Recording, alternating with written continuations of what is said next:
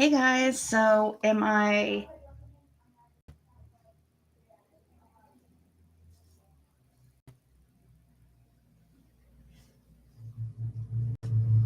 decided to come on and watch this with you guys. Since I haven't been on for a while, I figured let's I always every day wake up with the intentions on going live, but I end up procrastinating for some reason. I mean, I like coming on here, so I don't know why I do that, but I always procrastinate, and then next thing I know, it's super late at night and I'm tired and I'm like, we'll go live in the morning. So it just keeps happening like that. 1 second while I grab something. While peeps are coming in.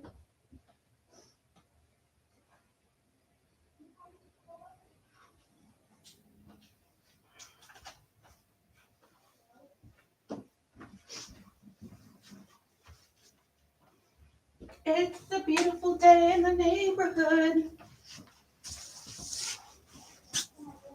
Would you be mine? Hey, cool gamer. You're always like the number one wiener. You notice that you're usually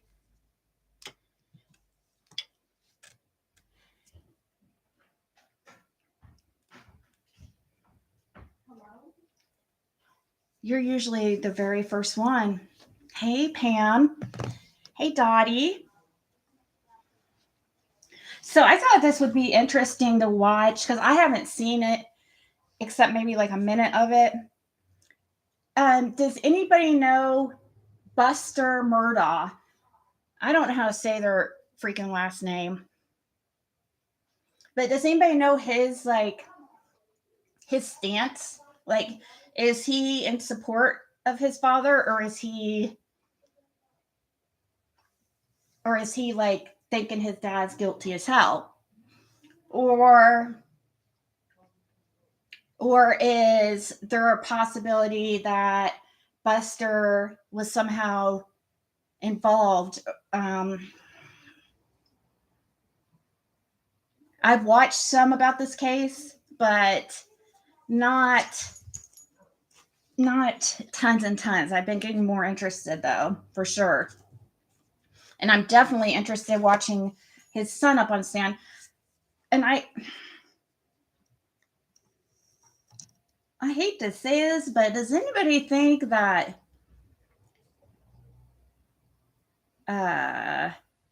Alex or Alec, whatever people want to call him, he looks like a toad.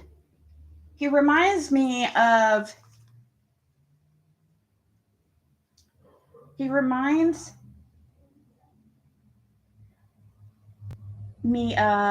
what's his name from the Lori Vallow case, her love of her life. They both look like toads. Are they reptilians? Is this a pattern to look for? Is look for the reptilian like people? I mean, he looks, I don't know. He just has a strange look to him. Don't you guys agree? It's not about his looks or anything, but it's just an observation. Hey, Michelle D.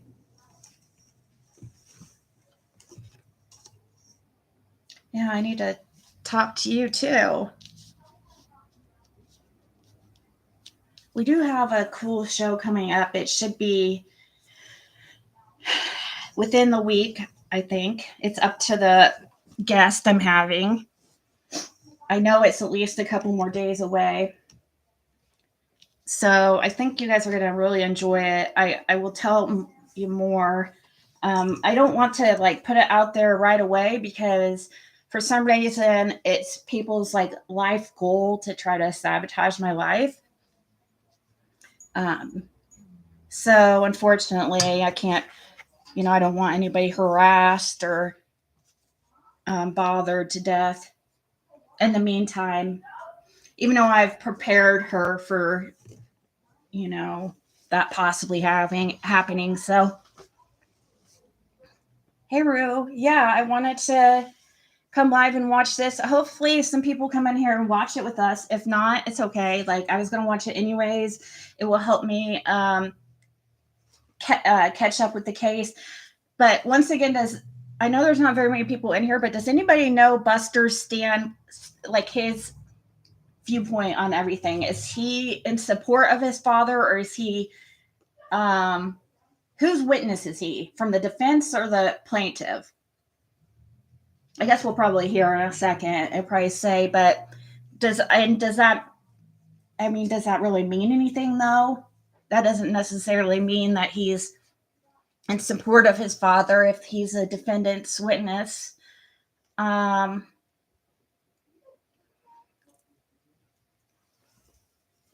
He is a liar. Which one?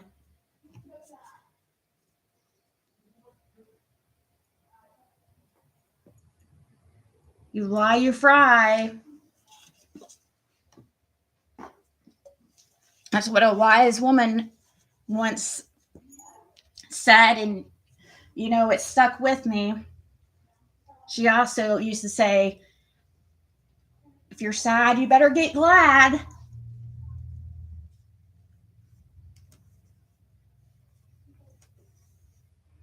Buster is a liar. Okay, because so is he? Do you think he's lying for his dad then? Was he put up to something?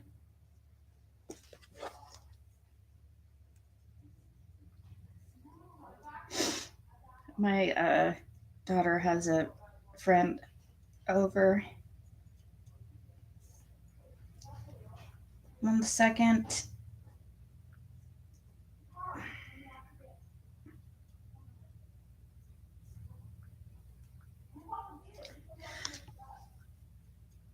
Okay. I guess we could just go ahead and get started. Well, I watched a little bit of it today, and I get that vibe. I don't know if anyone else does. Oh, that he's lying? Well, I heard some people, like the part I did watch was around the time that I guess they went on a break or something, and the newscasters or whatever they are, the people were talking about how basically there was something said by Buster that pretty much showed that he was lying. I don't know. Maybe we'll get to that part.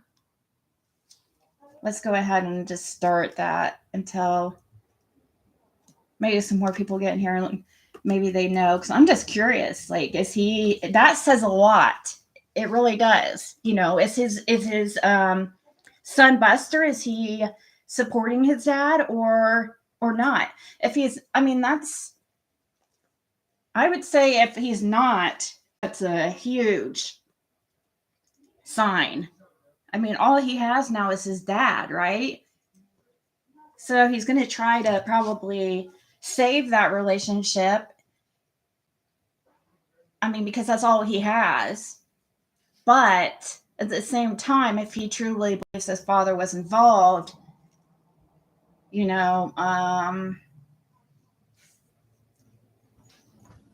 could be.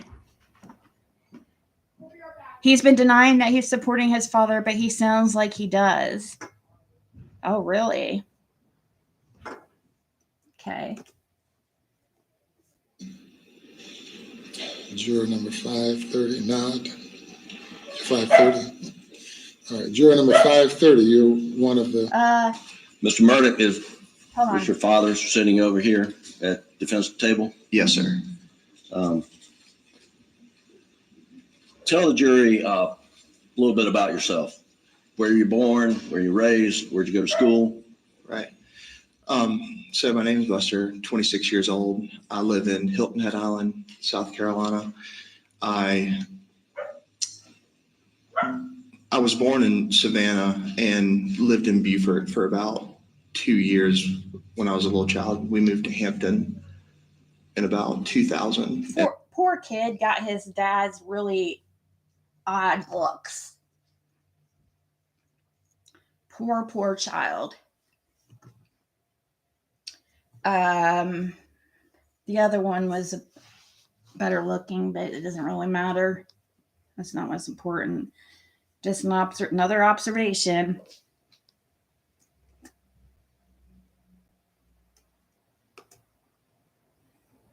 Do you guys think that has there been any rumors about whether, Buster was his favorite or if Paul was his favorite? I mean, or like, did he show favoritism to one over the other? Aw, love you too, Pam. And I grew up in Hampton, went to Wade Hampton High School. And after high school, I went to a small college in Spartanburg called Wofford. Did your mother Maggie? Yes, sir. And your brother Paul? Yes, sir. When you moved to Hampton, do you remember how old you were when you first moved to Hampton? Three or four. Okay. And did you live in Hampton, in a house in the city limits? Yes, sir. The town limits? Yes, sir. And you did that with your mom and dad and brother for how long? For around 20 years. Right. What schools did you go to coming up through in Hampton County? Would you go to grade school? Went to Ben Hazel Primary School, Hampton Elementary School, North District Middle School, Wade Hampton High School. Okay. And as you were growing up, what were your interests, Buster? Sports, playing sports, doing things outdoors, hunting, fishing. And was your father involved in those interests with you? Yes, sir. And was your mother also? Yes, sir. And in what way? Well, my father coached. Oh my gosh. So I don't know how I feel about him over there smirking and stuff. I don't know. I mean, he's his son, so I would think he would be proud of him. But kind of makes me wonder if it's a little bit of manipulation too, like in hopes that his son will kind of watch what he says or something. Hey, Randaroo and Kirst. Every Little League team I played on up until I started playing for the schools in which had a coach. And what about Paul? What were his interests growing up? Paul's interests were outdoors mostly, hunting, fishing, playing around in the woods. Right. Did he also play sports at times? He did.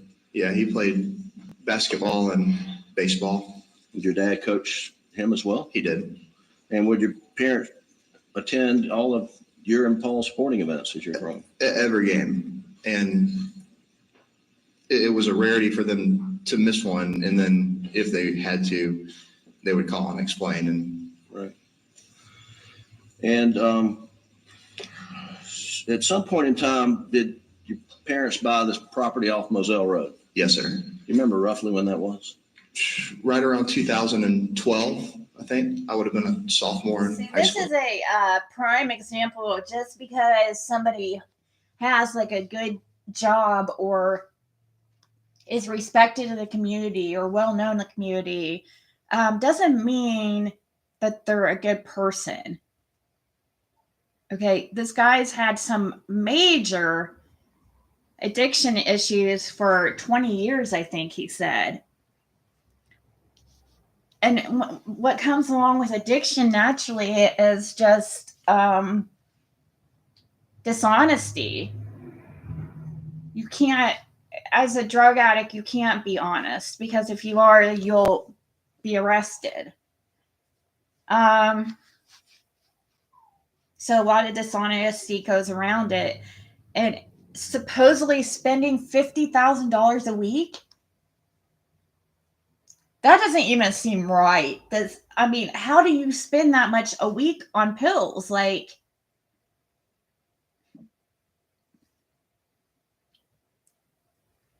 he had to have been selling them or something. I mean, he had to have been. That's the only, you can't use that much. It's like impossible.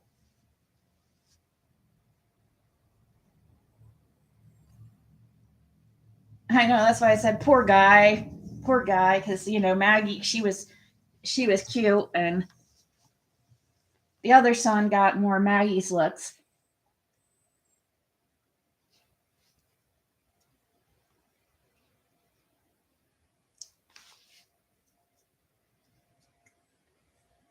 But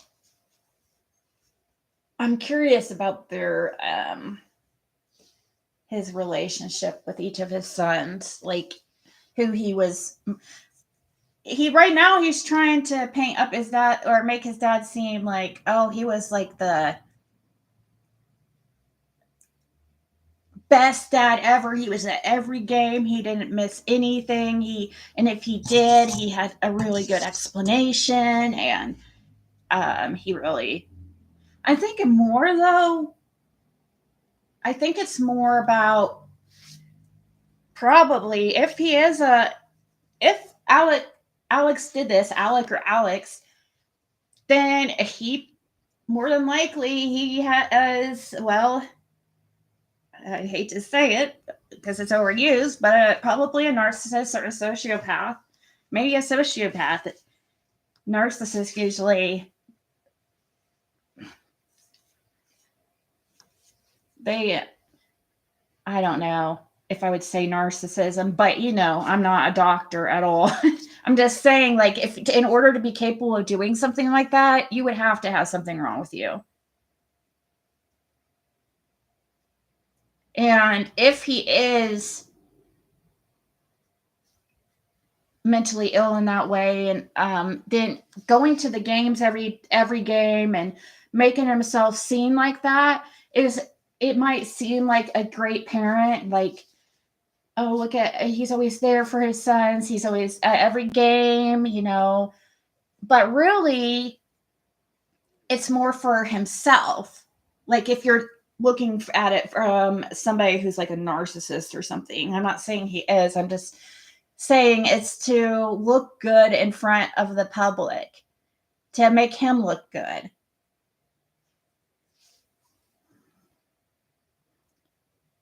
But I feel like there's still reasonable doubt, and I believe there will be a hung jury.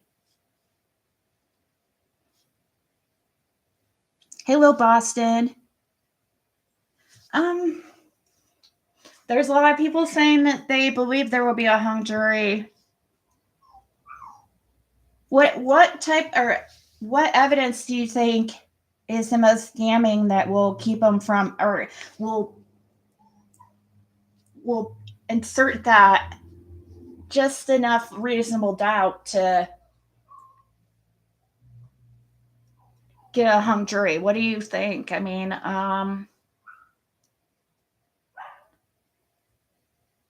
they go over the car thing, the phone, where the phone was found, the fact that he actually accelerated during the point where Maggie's phone was found, that he didn't slow down at all. So they were making it seem like he didn't throw the phone out the window because he didn't like decrease in speed.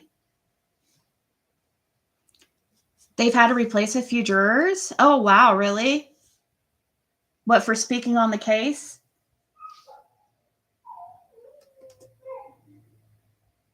And when that property was first purchased, did you move out to Moselle, or are you still living in Hampton? So we had a house in Hampton and also purchased the property in Moselle, which had a house. And for the beginning stages of owning Moselle, Hampton was still working as our primary residence. But I believe it was Hurricane Matthew, or one of the hurricanes came through and blew a bunch of pine trees over on the house. So it had to get work done to it. And from that point, we moved out from Hampton to Moselle while the house was getting fixed. And more or less, it just kind of, it never transitioned back to Hampton. It just almost like Moselle became the primary residence. And during this time, did your family also have a house at Evanston? Yes, sir. How frequently would you stay at the house at Evanston? Yeah, I don't understand how this guy had so much money. It sounds like to me from his like phone or meetings with like law enforcement and stuff, where he's talking about, you know, his whole like unaliving attempt. Supposedly he was gonna have this guy kill him or something so his son could get the life insurance. And but I don't. Sorry, my daughter's. Hold on 1 second. Caitlin, make sure you put her in a cage when you leave, because she barks and whines until you come back. Oh, both had the vid. That's very possible. But what I was getting at is, how did he have all this money? It doesn't, I think he was actually, from what he was saying, that pretty much all his money was obtained illegally. All this freaking money. Millions of dollars.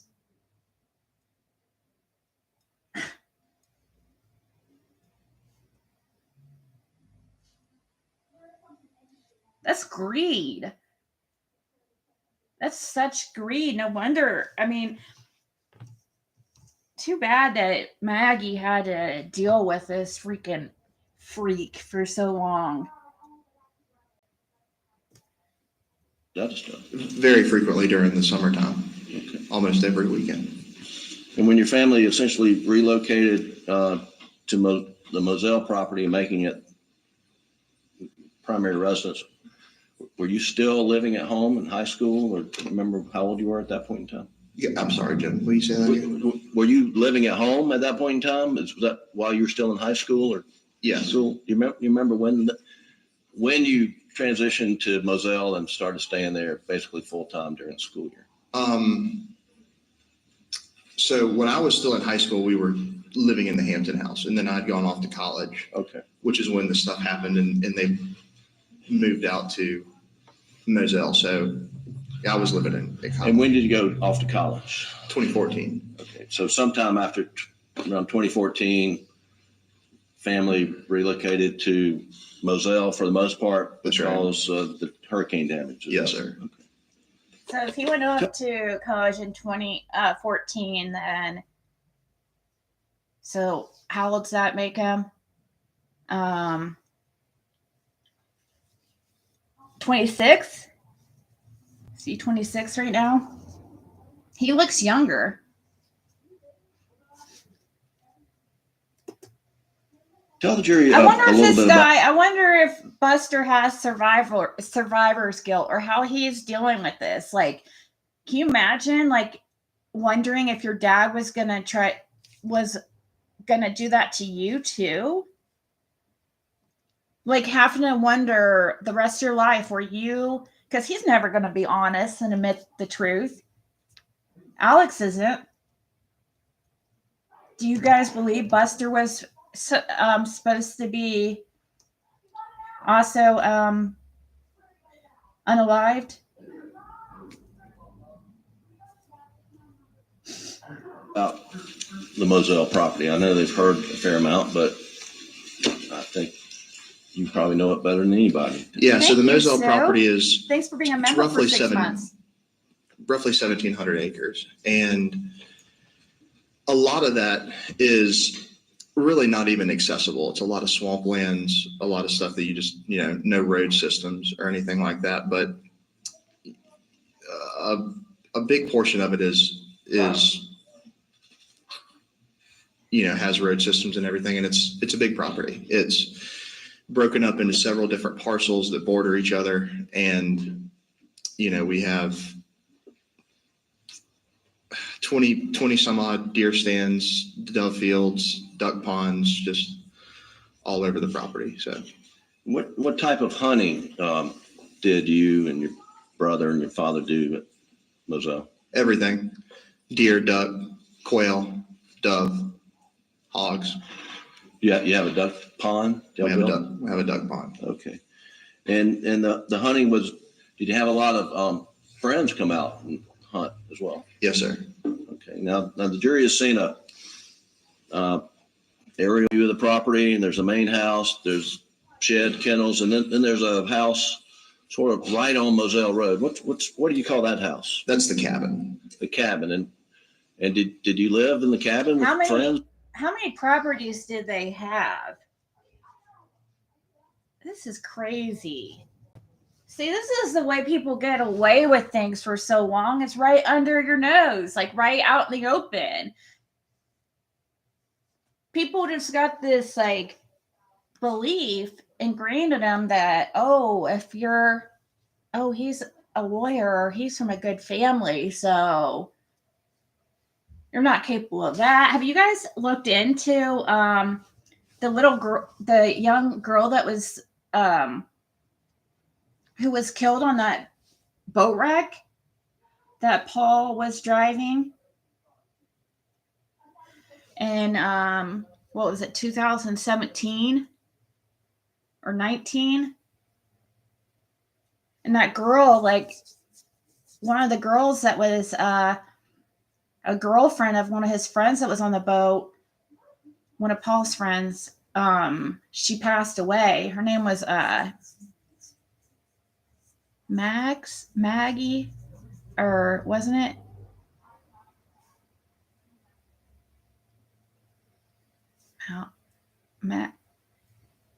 Mallory?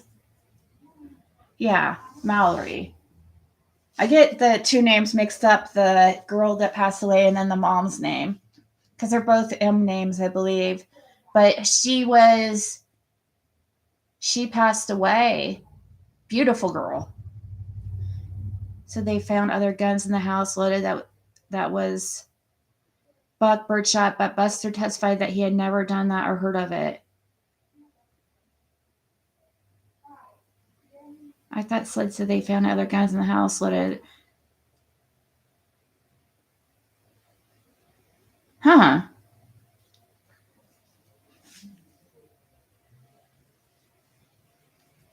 Yeah, I hear there is a couple things that he says, that Buster says, that doesn't seem to be the truth.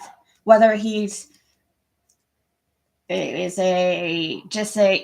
it's just a innocent mistake, or if it's intentional, I don't know. Was it over summers at some point in time? I did. The summer of my sophomore year, after my sophomore year, me and two of my buddies lived in the cabin. Okay. And who are those buddies? Nolan Tootin and Rogan Gibson. Okay. And so we've he seems highly intelligent. I don't know, just the way he talks and presents himself, but maybe that's all part of the facade. I don't know, because I'm guessing if your father's into these not so upstanding means of making money, then I'm sure a little bit of shadiness gets passed on to the kids. I mean, they've had to witness this for their whole lives, his drug addiction and stuff. Wow, I just can't imagine. If he was spending that much a week I agree. If for personal use, yeah, I could see 50,000, every few months. Like I think it was Randaroo said, every 3-4 months. That's a lot of money. But those pills like can go for $1 a milligram, or even a little bit more than $1 a milligram. So they're very, very expensive. But I'm guessing if he was spending that much a week on pills, there was trafficking or something going on. Distribution. He was paying, because there's no way you can keep up a addiction for that long. Like you have to, after a while, you have to pay for your own habit. That's why they say don't get high on your own supply, because you can't make money if you're doing the substance that you sell. So what he's doing is probably trying to pay for his own addiction. I guarantee he was selling. I mean, that's probably allegedly, I guarantee. I mean, that's just kind of what goes along with it. After time, if you're in addiction and you have the opportunity to, because it sounds like he has some major hookup where he's spending $50,000 a per transaction. Yeah, I'm guessing he was getting some kind of deal, and he would turn around and flip them so he could pay for his habit, or at least cut down some of the costs. Because how can you keep up that kind of habit for freaking 20 years, like he's saying, and have all these homes and stuff? And man, I can't believe Maggie what was her, Maggie, is that the mom's name? I can't imagine like having to live like that type of lie. I wonder, was this a big secret? Greed is what got him into selling. He was dipping into his supply. Oh yeah. I gotta walk away for 1 second. I gotta go get it. We get more. We've heard about hogs and pigs on the property. Can you tell the jury a little bit about that? About the hogs? Yes, sir. We had a lot of hogs, and if you don't know, hogs are very destructive to a piece of property. We plant food plots for the deer, plant the fields for the doves and the ducks, and they basically go through and ruin it all. So given the high population of hogs, we, would frequently go out and hunt them, try to cut the numbers down a little bit. What kind of guns did you have there at Moselle? We had a lot of guns. You have shotguns? We did shotguns. You have 12 gauge shotgun? 12 gauge shotguns, 20 gauge shotguns, 16 gauge shotguns, 28 gauge shotguns. Right. And how many type rifles did you have on the property? A lot. Can you just name some of them? Yeah, 270 short mag, 7mm 08, 308, 243, 223, 300 blackout. And what type of ammo did you keep on the property? Well, I mean, all ammos for those calibers. Sure. And where were the guns kept? That's funny, Sherry. I have a friend. Well, I mean, I consider her still a friend. We haven't seen each other for years or whatever, but she was or is obsessed with freaking redheads. She loved redheads. I mean, I seriously, she loved redheads. I don't know. Some people are into their different things. There's some very beautiful women with red hair, Strawberry blonde. It just depends. Hey, Dukester. It's good to see you. I don't think I've ever dated a redhead. I don't. Well, that's not true. I kind of did back in the day.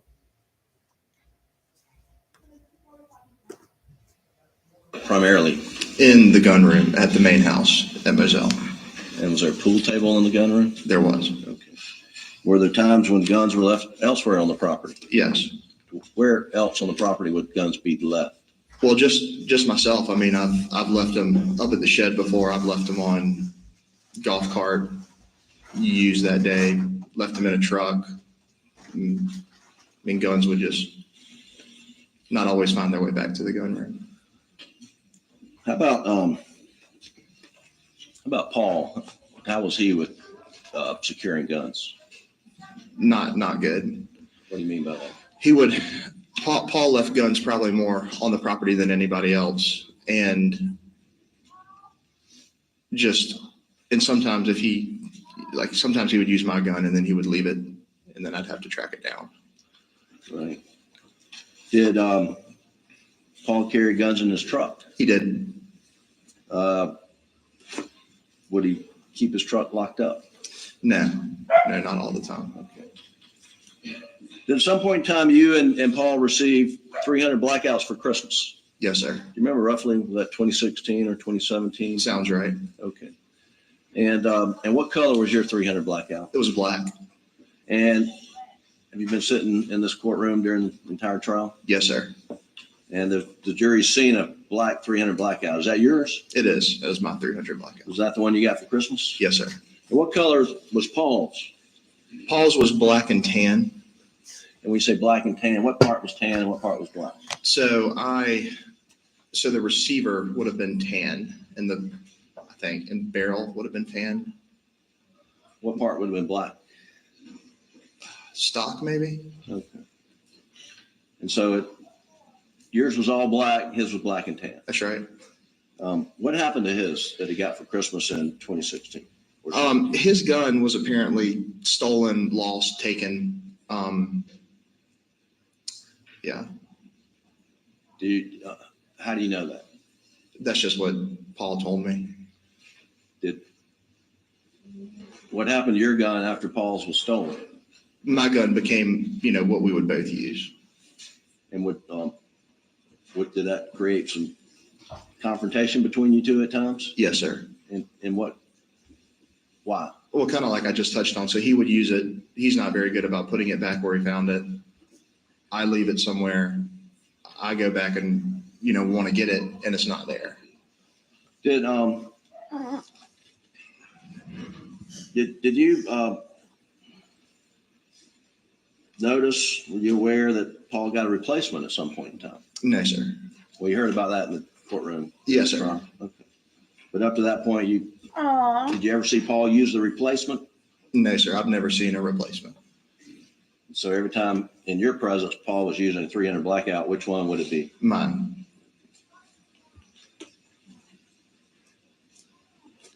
There's, I'm not going to pull these guns out, Buster, but there's been this discussion and the jury has seen a 12 gauge Benelli with a Mojo sticker on it. Whose gun is that? That's mine. And what's Mojo? Mojo is a brand of decoy. It's basically what it is it's, say you buy a wood duck Mojo and it sits on a pole, but the wings are motorized. Do you think that Buster was supposed to be unalived as well? I'm curious about that. I wonder if he thinks about that, wondering if his dad was going to do that to him too.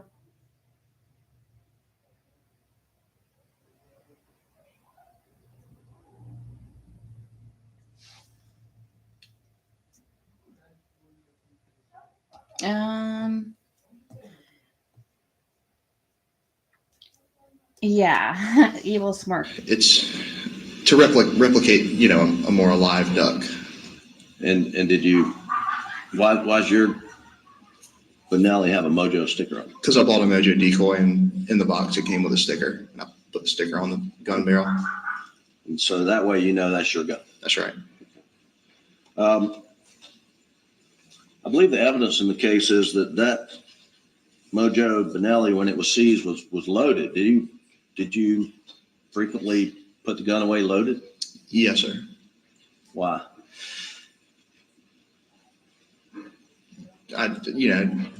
Knowing that I might need it again at any point, Okay. just, put it back on the shelf. I kept the safety on.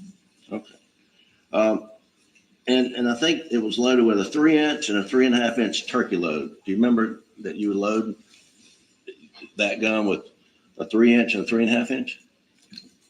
Yes, sir. And why would you do that?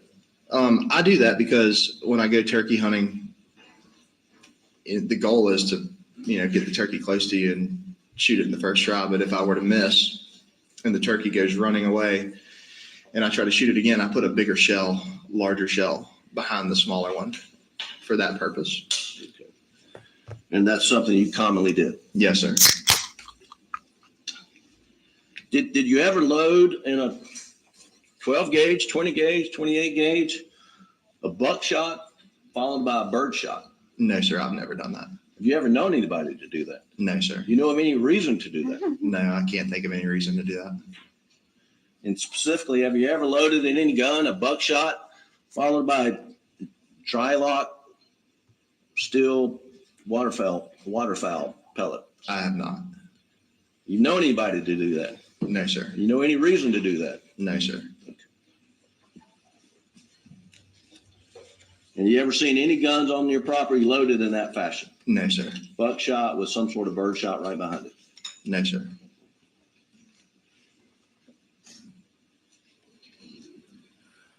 The jury's heard testimony about goings and comings, which way you go in and go out at Moselle. How many entrances were there at Moselle? 2 entrances. And will you describe the 2 entrances? So the main entrance is pretty much straight out of the front door of the house. You would go down a dirt road and then you would come up on big brick columns. And that's what I refer to as the main entrance. But down by the kennels is another entrance. And that one is a little bit different. That one has the mailbox beside it. And those are the 2 entrances. Okay. So let's talk about coming onto the property. Which entrance coming onto the property would your mother normally take? I would say normally everybody took the main entrance unless that there was a reason that you needed to go down the other one, which for her reasons of going down the other one would be the mailbox. And also when we got packages delivered from Amazon, they actually would go to the shed as opposed to the house. So your deliveries would go not to the yellow or whatever white house that you lived in, but down at the shed. That's right. Okay. Now, leaving Moselle, the property, which way would you, Alex, your mom, Paul normally go leaving Moselle? Out of the main gate. Okay. He is Alex's favorite. And if you're going to Who is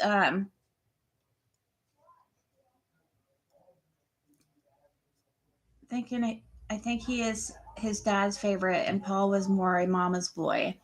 Alex smiles like he approves what he is saying and is proud of him. Yep.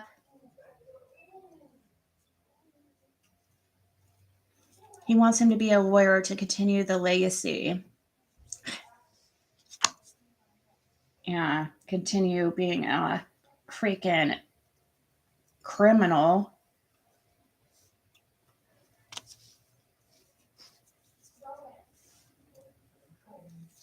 Buster, the firstborn son, the golden child. How much younger is he than Paul? Or older, I'm sorry.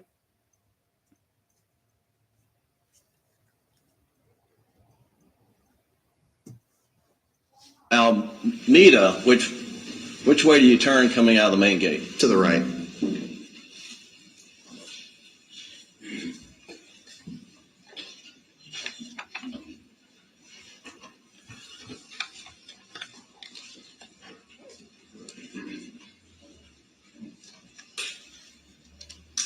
The, in 2020, 2021,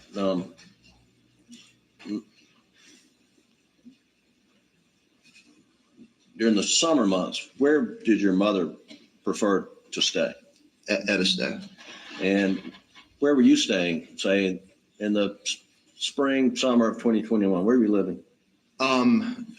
Spring, Moselle. And then summer, where'd you move to? I was down at Edisto a lot in the summer. Okay. And then, and where was Paul living in the, say, spring of 2021? He's saying spring of 20 or 21? 21. Now, man, maybe I said the wrong thing. In the spring of 2021, where were you living? Spring of 2021.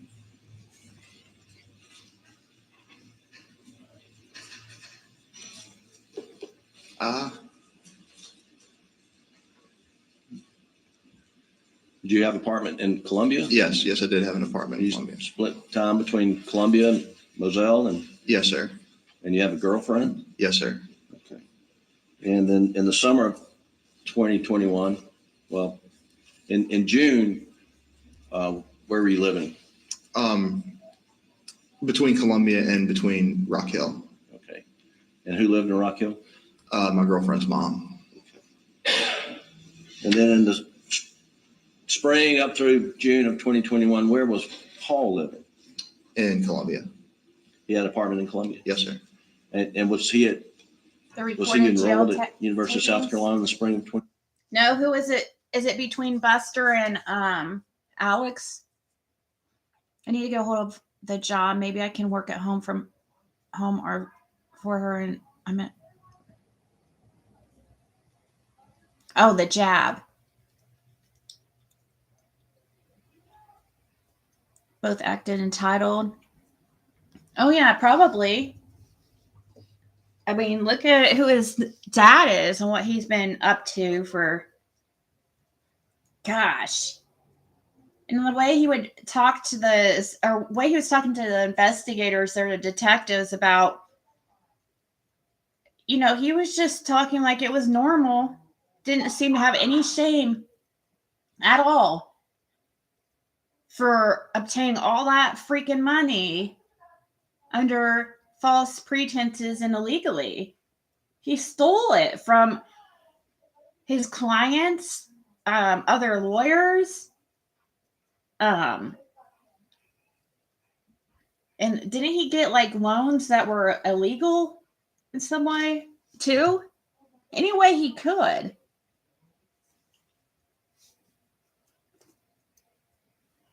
$2021? Yes, sir. And then once school got out, do you know where Paul relocated to? Anywhere?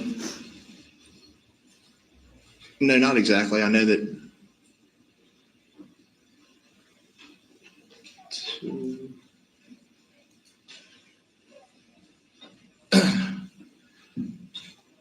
I think he went down to live with John Marvin. He was working for him for the summertime. And who's John Marvin? My uncle. And what kind of business does John Marvin have? He has a rental business and he sells Kubota tractors. And where does he have store locations? One in Okatee, one in Hampton. And was Paul working at the Okatee location? Yes. Just sort of backing up, did you and your dad and mother and brother Paul do a lot of things with your mother's family, the Brandstetters? Yes, sir. What type of things would y'all do? Well, we gather every holiday, and other than that, we would do trips together. We would go down to Key West, go over to my Aunt Mary and Uncle Bart's lake house, river house, just Right. stuff like that. Take trips, family trips. And I'm just going to pull up on the screen, Doug, Defendant's Exhibit 122, which is in evidence, Your Honor. And Buster, take a look on the screen, and I believe your Aunt Marion testified about this. Can you tell the jury what this photo is? This is a photo of me and my brother and my mom and my dad. And was this taken in, I think, May 21? You were up for a baby shower, is that right? Yes, sir. And where was this? So this is this is at Lake Kiwi in a community called the Reserve. Okay. And y'all are visiting with whom? With my aunt and uncle, Aunt Mary and Uncle Bart. And for what purpose? For my oldest cousin's baby shower. All right. Man, I bet he went through horrible withdrawal in jail. Or is he still he's still in jail, right? Because I've been trying to look. Or did he bond out? Paul was born in 99 and Buster in 96. Okay. Well, I can remember if he was born in 99, that's easy for me to remember because that's when I graduated. Yeah, because I think his bond was like 10 million. Murdaugh family have been lawyers going back for many, many years and were very powerful. Yep, and this is what happens when people are given too much power. I mean, this shit's been going on for a long time. And where did he learn it? Makes you wonder. Like, when I say he, I mean Alex. Like, did his parents, were they also in some shady dealings?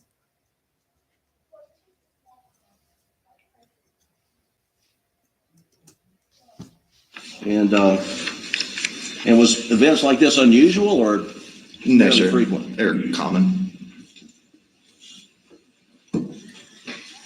And was your father close with Maggie's dad, your grandfather, Papa T, as it's been heard in this, it's been known in this courtroom? Yes, sir. He was. What kind of things would they do together? They would do a lot together. For a long time, there was my grandfather had a camping trip, and Papa T frequented the camping trip. He liked that. Dad and Papa T would go to Carolina sporting events together, play golf together. And did you spend a lot of time with your dad and your grandfather, Papa T? Yes, sir. You play golf with him? Yes, sir. We'll get to that in a little bit. And let's talk about your dad's side of the family. Was it a close knit family? Yes, sir. And your grandfather, your dad's father, his name was what? Handsome. Handsome. And that was a nickname, I think. Yes, sir. It's what grandchildren called him. Everybody. Well, it started as grandchildren called him, and then all of our friends started calling him that. But that was Randolph Murdaugh. Yes, sir. And then your grandmother's name, Libby. Yes, sir. And they lived close by, is that correct? That's right. Where do they live? Almeda. And in relation to, I guess, Hampton, where's Almeda? So straight down 278, like you're going to Yemisi. Okay. And how far away is it from, say, the law office of PMPED to your grandparents' house? Right. Roughly how far is that? 10 minutes. And how far of a drive would it have been from your house in Hampton? I mean, roughly the same. Right. And roughly how far of a drive would it have been from the house in Moselle? Probably more like 20. Maybe. And did you and your mom and your dad and your brother Paul spend a lot of time with the Murdaugh side of the family? Yes, sir. And what would y'all do together? Similar stuff, obviously gathering during the holidays, various things like that. We would take trips with that side of the family as well. Get out, everybody, rent a big house, meet up on the water on the weekends, just a lot of stuff going on with that side of the family as well. And so I guess let's go back and Well, let's identify on your dad's side of the family. Did your dad have brothers and sisters? Yes, sir. Who are they? John Marvin, Rand. Okay. Let's look into, because I know that I didn't know anything about this incident, and I'm sure like many of you guys probably don't either.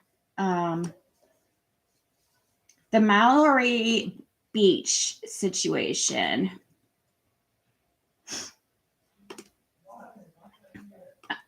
Let me go right here and just put this over this for a second. Okay, so this is the girl that was she was killed in the boat accident that happened when allegedly Paul was driving the boat. Judge approves Mallory Beach wrongful death lawsuit settlement for Buster. Maggie Murdaugh. Wrongful death for Buster. Wait, what? A judge has approved a settlement between the family of Mallory Beach, the young woman killed in a boat crash in 2019, and two of Alex Murdaugh's family members, according to Beach family attorney Mark Tinsley. Maggie and Buster Murdaugh's names have been dropped from the lawsuit. Tinsley said in exchange, the victims, including Mallory Beach's parents, will eventually be awarded hundreds of thousands of dollars. Mallory Beach's parents will eventually be awarded hundreds of thousands of dollars.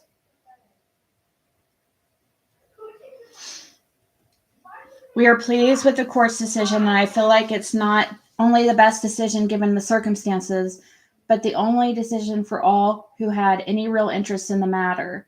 We also believe the ruling will help give some closure to the people who so desperately deserve it, Tinsley said. The crash happened on February 24th of 2019. Authorities said Paul Murdaugh was driving the boat that night and was responsible for Beach's death. They said Paul Murdaugh drunkenly crashed his father's boat into a bridge near Paris Island, killing Beach and injuring others on board. Search crews recovered Beach's body a week later. Later that year, in March 2019, Beach's family filed a wrongful death lawsuit against the Murdaughs and the Parkers. The lawsuit lists the estate of Maggie Murdaugh, who allegedly knew Paul was drunk when he was boating that night, and Buster Murdaugh, Paul's older brother, whose ID he allegedly I'm so tongue-tied lately.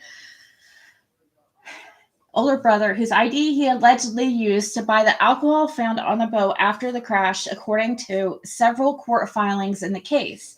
Officials said Paul Murdaugh used the ID at a Parker's gas station hours before the crash. Tinsley said he does not know exactly how much the settlement will award the victims of the crash, but predicts it will come out to roughly $700,000. That exact amount will depend on how much the Murdaugh's Colleton County property sells for. That's the same property where Maggie and Paul were shot to death in 2021. This agreement also proves the settlement and lawsuits from two of the other boat crash victims, Morgan Dowdy and Miley Altman. While they survived the 2019 crash, the pair filed identical personal injury lawsuits listing Buster and Maggie's estate as defendants. After years of litigation involving Maggie's estate, the Beach family attorney said the estate has accrued approximately $290,000 in attorney's fees, and dismissing it from the lawsuit would ensure there is money left over for his clients.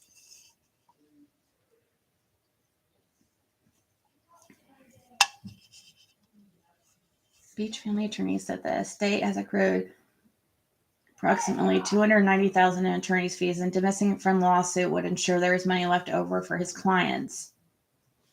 If the receivers won, John Marvin Murdaugh, Maggie's estate representative, would have to pay the fees, but the receivers would have taken a lot of what there is in fees. Attorney Mark Tinsley said, if the receivers lost, the estate would have been eaten up by more fees. In either event, the victims would suffer, Tinsley previously said. This compromise and approval avoids that, according to Tinsley. Parker's kitchen, where Paul bought alcohol prior to the crash, and its owner, Greg Parker, both defendants in the wrongful death lawsuit, alongside Palmetto State Bank, voiced their opposition to the agreement at a hearing in Lexington County in mid-January. Judge Hall's approval rules against these objections. Tinsley said it was important to Beach's family that Buster Murdaugh be dropped from the lawsuit due to the tragic circumstances surrounding his mother and brother's death. But he also said the ongoing wrongful death lawsuit against Alex Murdaugh, Paul Murdaugh, and Parker's is far from over. Wait. It says he also said that the ongoing wrongful death lawsuit against Alex, Paul, and Parker is far from over. And Parker is the owner of the convenience store.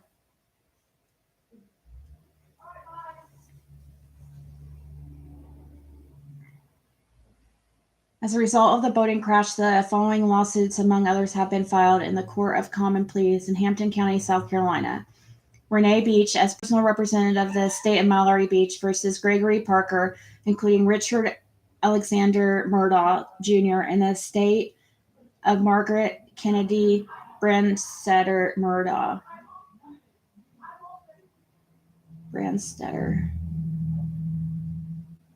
Morgan Dowdy versus Gregory Parker, including Richard Alexander Murdaugh Jr. and the estate of Margaret Kennedy Branstetter Murdaugh.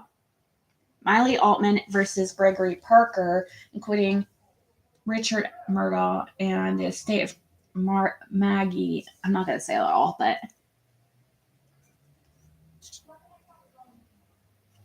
whereas June 7th, 2021, Margaret Kennedy Branstetter Murdaugh and Paul Terry Murdaugh lost their lives. And whereas on November 4th, 2021, the Honorable Daniel D. Hall, Circuit Judge, issued an order appointing John T. Lay, Jr., Esquire, and Peter M. McCoy, Jr., Esquire, as co-receivers over any assets of Richard Alexander Murdaugh and Richard Alexander Murdaugh, Jr., the co-receivers, and issue an injunction barring Richard Alexander Murdaugh from transferring or encumbering any of his assets.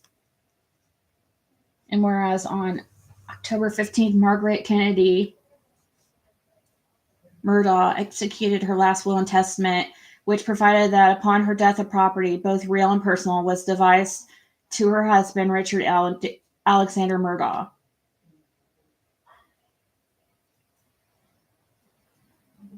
Now, Buster, is his real name Buster?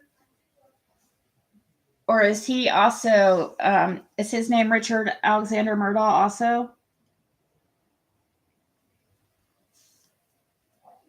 Yeah, it does look like it. The will further provided that if she were predeceased by Richard Alexander Murdaugh, all her property was left to her two sons, Richard Alexander Murdaugh Jr. and Paul Terry Murdaugh. And whereas on December 21st, 2021, the estate of Maggie Murdaugh was open in the probate court of Colleton County and later assigned to Georgetown County probate judge Lee Powers Bonin.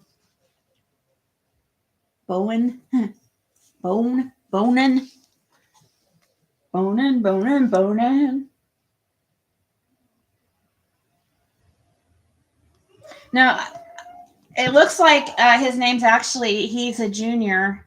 So, right here, Richard Alexander Murdaugh Jr. and Paul, because those are her two sons. So, Buster is a junior.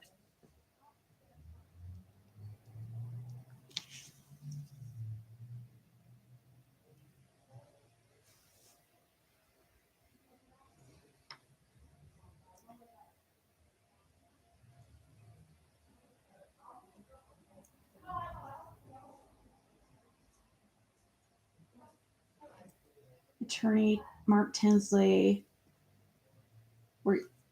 Renee Beach for Mallory Beach. Wow. What do you guys think? Do you guys think that the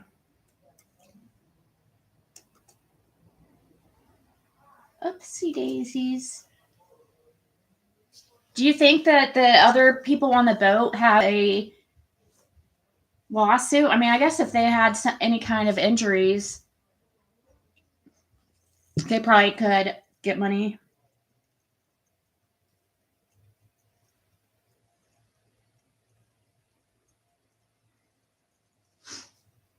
Let me change screens here.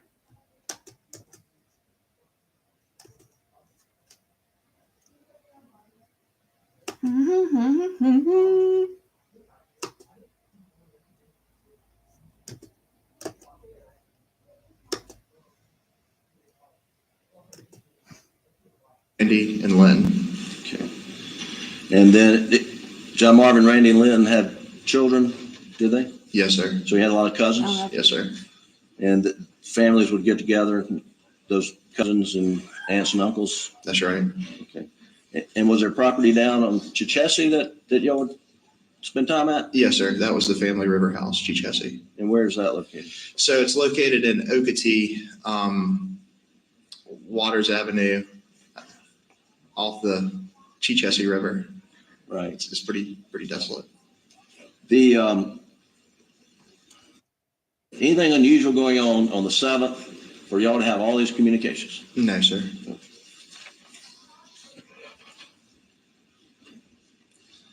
When do we get to hear the And then we'll jump to plaintiffs question When them? you are leaving the main house, you told Mr. Griffin that the main entrance was the brick entrance, Yes, sir. but there's also a side entrance or by the kennels or Yeah. entrance exit. Yes, sir. Just a totally different entrance. And the mailbox was at the side entrance. Yes, sir. The kennel entrance. Yes, sir. Okay. Why was that? Do you know? I don't know. I think it's just I really don't know. I don't either. But the packages would come to, you said the kennel side, They would come to the shed. and a lot of times y'all would use that kennel entrance exit to go, just like you'd use the main one, right? Yeah, you would. I would say that I more so tended to use the main one, the one that I'd say is the brick pillars. But yeah, I mean, you could certainly leave either way. If you were leaving the main entrance Mhm. and you got down, you're leaving the house and you're going toward the brick. And then you know where it's kind of a Y where it kind of cuts off to the kennel too, right? Sure. So you go straight or left. If you were leaving at night going straight, and if you were looking out to the left and the lights were on, you'd be able to see the lights on at the kennel just from that little Y, wouldn't you? Maybe, depending on what lights were on and whatnot. I mean, if it was fully lit up, maybe. And just from that Y, instead of going straight, from that distance, you'd be able to, if the lights were on fully, you'd probably be able to see them. Maybe, yes.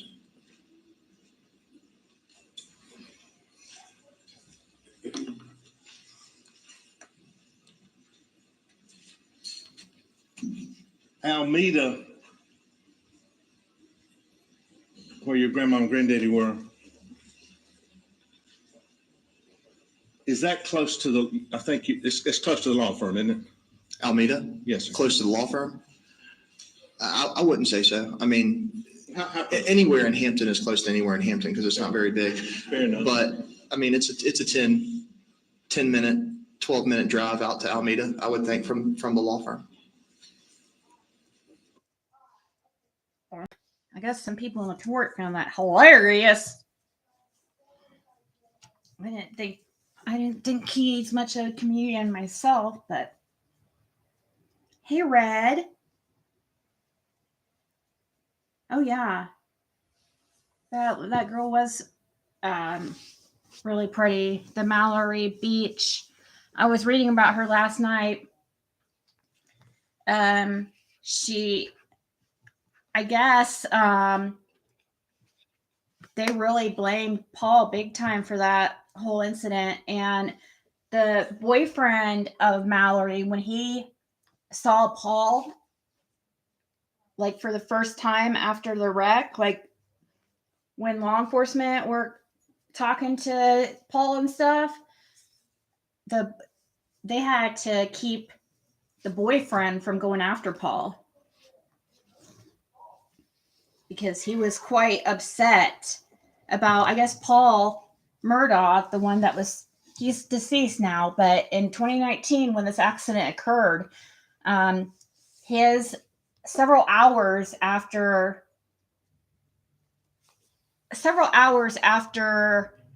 the accident, they had taken a blood draw to get his blood alcohol levels, and it was still 3 times the legal limit several hours later. And they had been trying to get Paul to, like, he was really intoxicated, and they were trying to get him to let somebody else drive, and he was just being ridiculous, driving in circles, trying to show off. And I guess there was a lot of argument back and forth. In the midst of it all, he hits a bridge. And yeah, Mallory Beach was killed. There was 6 people on the boat. Paul and his girlfriend, Mallory and her boyfriend. It was like I don't know if it was Connor was her boyfriend, but there was 3 couples on the boat. But none of them were happy with Paul at all. So Alex knew what he was doing when he mentioned, oh, it probably has something to do with the car or the boat wreck in 2019. He thought that this would be the perfect way to get out of it.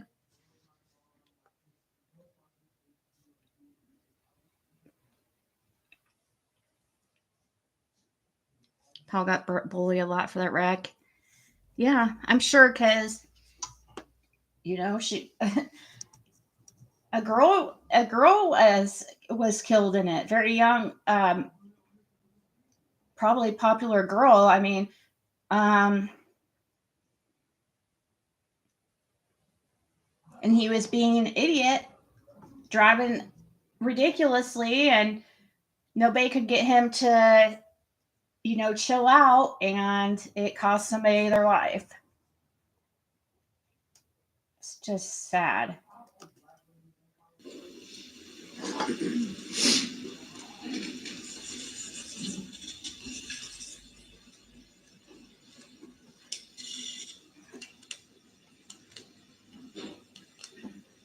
I think, Mr. Duck, could you bring up 131? Can I ask him to do that?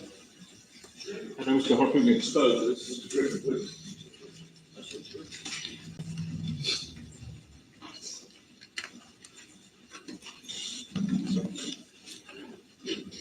So you don't have to get, but you see, is this kind of where you said everybody would park? It's right. So if you look, no, sir, you can. So if you look right off this You point, might want to come down here if you don't mind.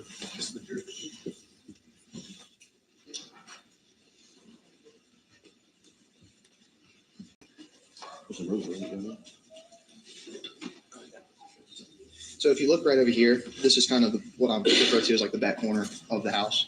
And it would basically, you would come around, there's a big oak tree here, you come around it, and then you basically pull up, and you would probably stop the hood of your car right in, you know, right off the back corner of the house. So it'd be closer to here than over here. You're about right in here. So right in here. Yeah, I mean, because you don't want to pull up super close to it. Yeah, be right out. But there was a driveway paved driveway in here, right? There is a paved driveway over towards the side of the house. Okay, and really not many tire tracks. The grass looks good in here. I don't know when these pictures were taken, but it's a little bed right there. But there is a driveway, right? There's a driveway. Okay, you can have a seat, man. Thank you, please. When did you first mention that to anybody about parking in the yard there? What do you mean? I mean, like, when did you first? Does anybody know what he went to school for? Is he going to be a lawyer as well?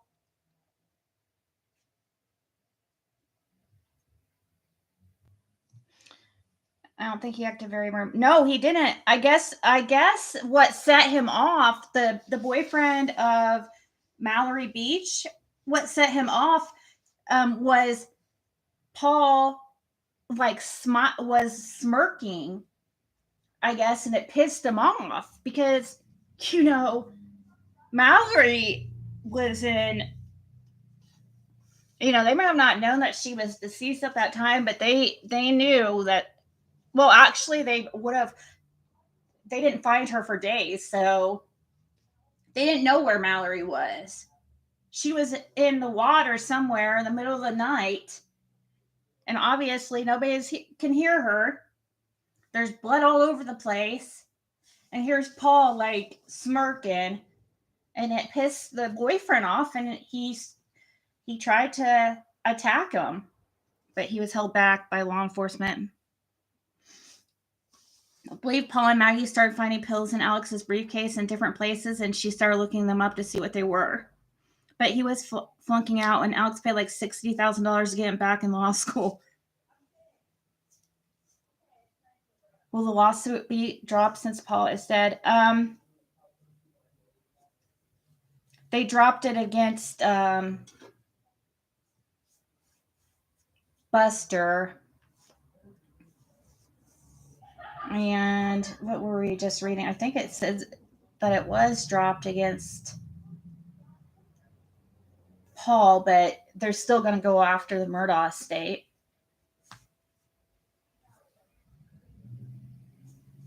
But they're not going after the brother anymore. I guess I don't know.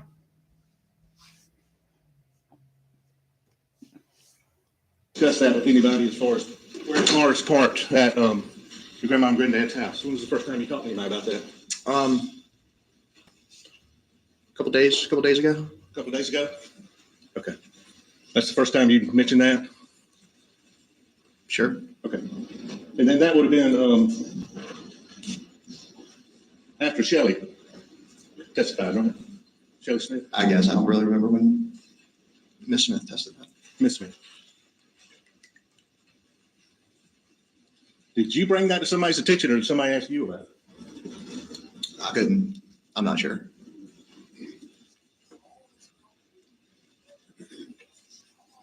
What's he getting at? And I think you keep forgetting I'm on cross. You testified that how many times had you been there with your dad? I wasn't quite clear with your answers, Mr. Griffin. I'm not trying to be difficult, Buster. I understand, and I can't give you an approximate number, but I mean, I've been out there with him several times. Would you always call? You said you called. Did you always call when you got there? Yeah, I feel like most of the time you would call just to tell, because the ladies get nervous, if you hadn't called and they see a car pulling in the driveway, it's just easier to call and let them know, like, hey, we're gonna be pulling around, please unlock the door, or we'd like to come in. Had you ever been over there at 6:30 in the morning? Have I ever been out there at 6:30 in the morning? Just like overall at my, I guess. I've been out there at 6:30 in the morning before going hunting and whatnot. You called in also then, right? Well, that was going into the house. Yeah, sure. I would just let them know, especially 6:30 in the morning. Sure. Wow, so you can get kicked out for plagiarism, which is plagiarism, they don't play around with that. Like, that's like a one and done right there. How the hell can you pay your way back into a school? It shouldn't be about money.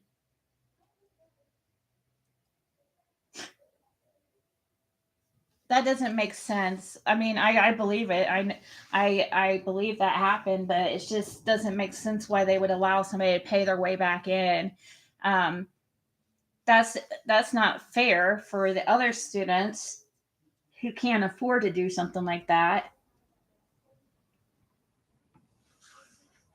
He seems intelligent and stuff, but my guess is he's probably being pressured to go to become an attorney himself.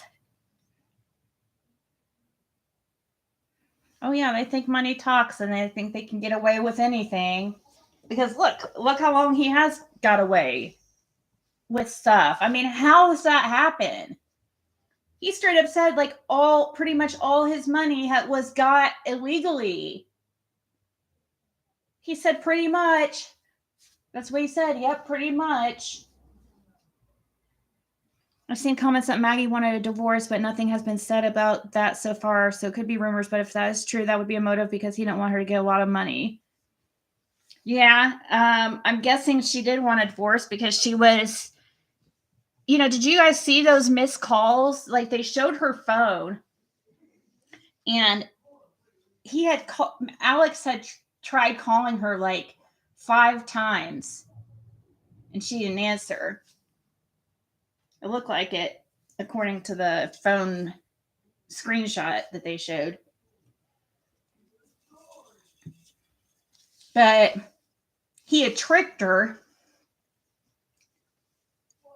saying, that his mom wasn't doing well, that she needed to come see her before ASAP because she's not going to make it. So that's how he tricked Maggie to get over there. And she didn't want to do it. She did not want to go around him because she was telling people that she felt like he was acting weird. But she agreed to meet him over there if they drove separate vehicles.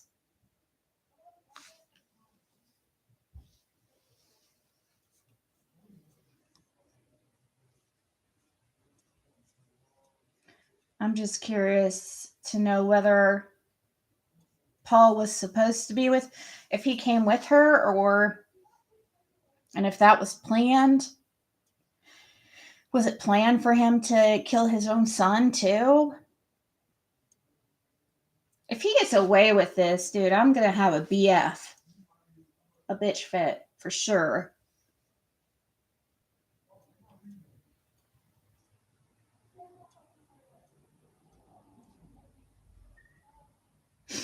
Oh yeah, it was going to cost a lot.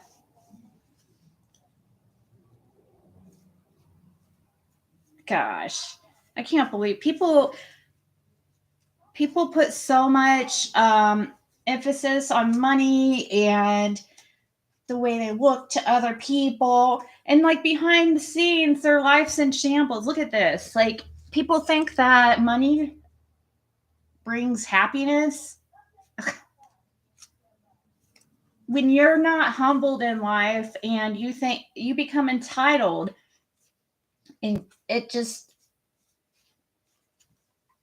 keeps on going, just like a endless cycle, just like how Ben Hill Road, out there, different type of people, but how these people out there, like the Wells and Candace's family and stuff, they just keep reproducing, and the cycle just continues and continues and continues until something tragic happens like this, and somebody has to lose their lives for people to be like, to pay attention.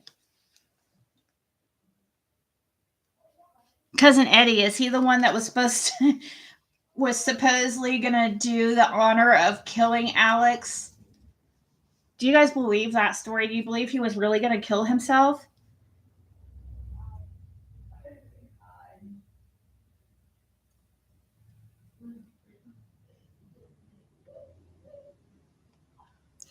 Yeah, I can't imagine being like that but there's a lot of people who really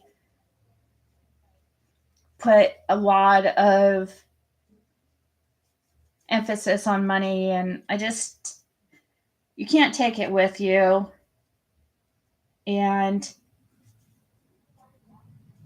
I don't know. I believe in karma. I don't, you know what I mean? I'm even if karma's not real, I'm not trying to play around with that, and just in case. So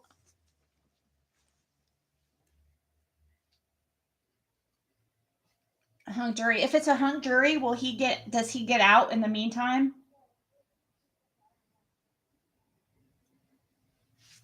Maybe I should look that up. Your mom loved Edisto, didn't she? Yes, sir, she did. I love Edisto. She was actually getting some work done down there, wasn't she? Yes, sir, she was getting some work done on the house. And on this date, June 7th, literally there were people inside doing work that day, weren't there? I think so. Yeah. And her plan was to stay down there that night, wasn't it? I don't know. I don't know what her plan was.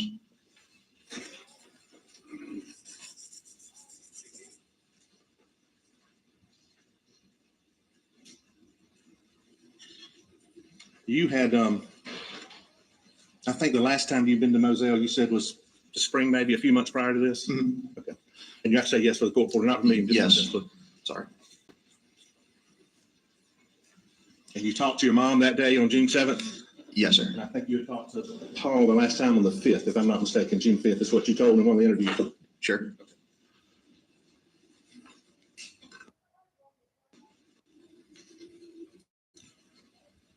And Mr. Griffiths asked you about the financial troubles and that have come out here. You had no knowledge of your dad's financial difficulties at all, did you? No, sir. I mean, you really did. No, sir, I really didn't.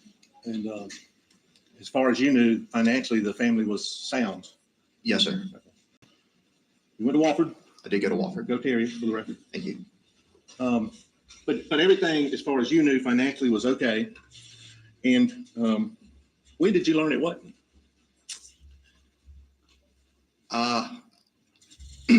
I guess on September whatever that day in September was. So back in the birthday, I guess for your dad, Memorial Day down at Edisto. Sure. Fence exhibit, and I apologize, I don't know what number it was displayed. I believe that Mr. Chris Wilson is helping your dad. Yes, sir. Okay. He's a family friend. Yes, sir. Okay. You didn't know then that your dad owed Chris Wilson or stole $192,000 from him, did you? I did not. And I'm not saying that be mean, but you really didn't know that. That's correct. Didn't know. And the boating accident that Mr. Griffin. So, who stole? His dad is Richard Alec, and his son, his name is Buster, after the grandfather.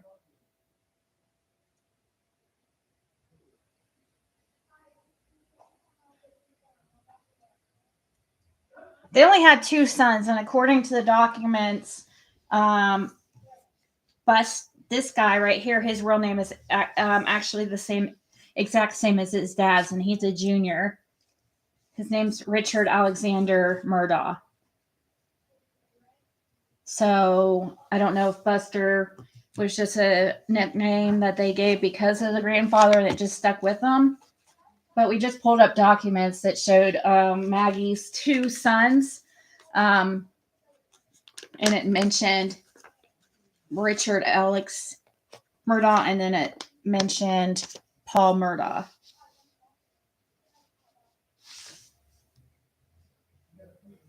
There has to be more that he couldn't take the amount of pills or it would kill him. Maybe another drug too. Yes, he was.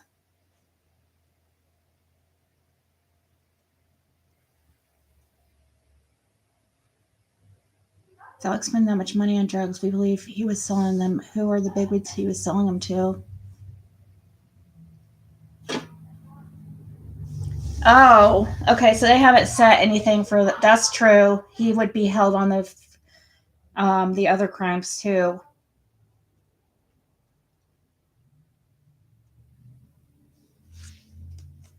Wow.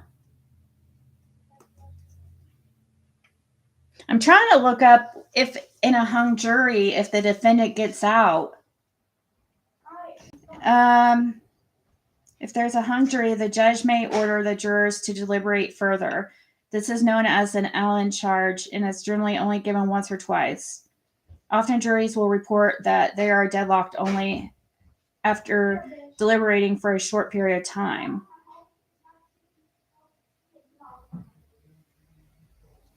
Yeah, I wouldn't think hung juries are that common, just because of the whole concept of groupthink or whatever it's called. People usually go along with the group because there's strength in numbers, and I don't know, our brains just tell us, oh, well, if the majority is saying this, then it must be true, and a lot of times they just go along with it.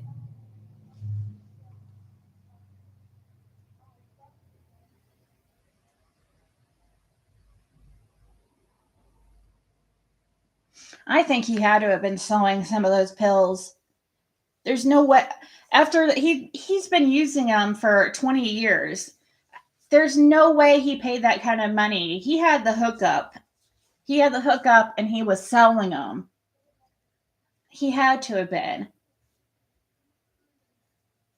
If he was spending that kind of money weekly, that isn't even, I don't even know why they are not even asking questions like, how could you even use that much? I mean, yeah, oxys are really expensive, but $50,000 worth in a week? That's like, let's say even if there were $100 a piece, that's 5,000 pills, right? Or is it 500? Hold on. 5,000. It would be 500 pills.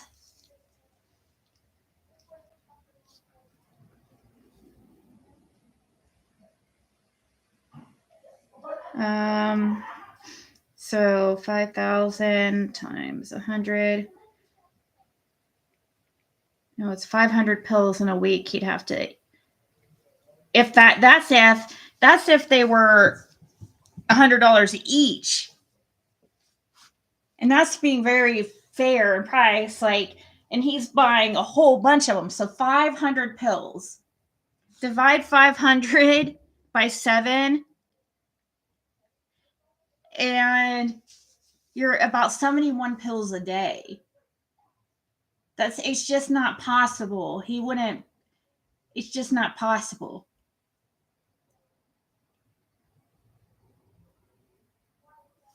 Oh yeah, they do. They'll go $100 per pill. Yes, they do. 80 milligram oxys. In some places, like, well, back when I was using, and it's been a while, over 10 years, 80 milligrams could go for $100. They were going over $1 milligram. It matters what part you're in. But for him, buying that much, no, I think he had to have been purchasing to resell too, to try to cover the expenses of his addiction. Probably. He probably did get more money out of him. Because Eddie probably took some off the top. Wow.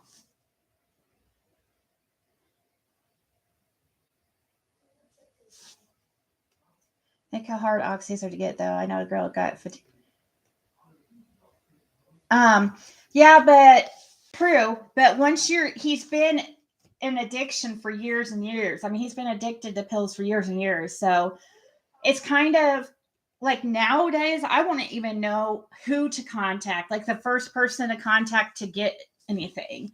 It's been so long. But when you're in that whole culture, and that's, I mean, like birds of a feather flock together. Okay.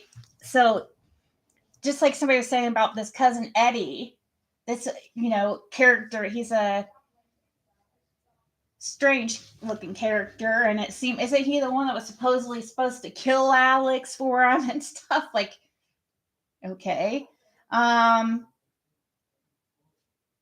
Seems like, yeah, it seems like this cousin did a lot of his dirty work for him.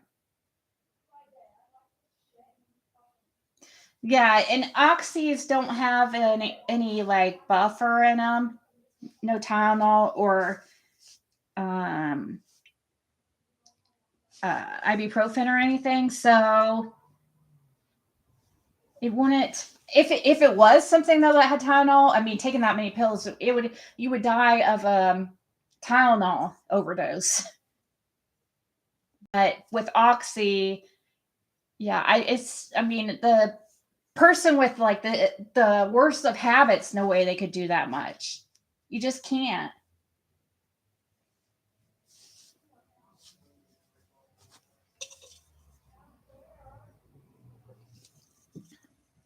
Yeah, I think that.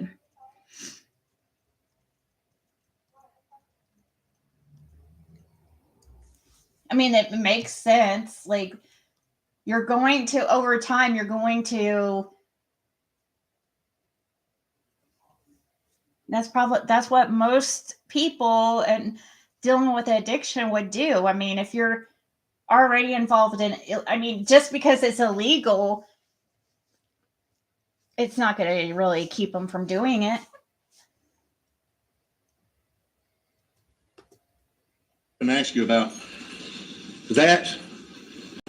Oh yeah. There's pressure on the I mean, the Tylenol from the pills would kill them faster than if they were like hydrocodones or Percocets or something. But yeah, he was stealing the stronger shit.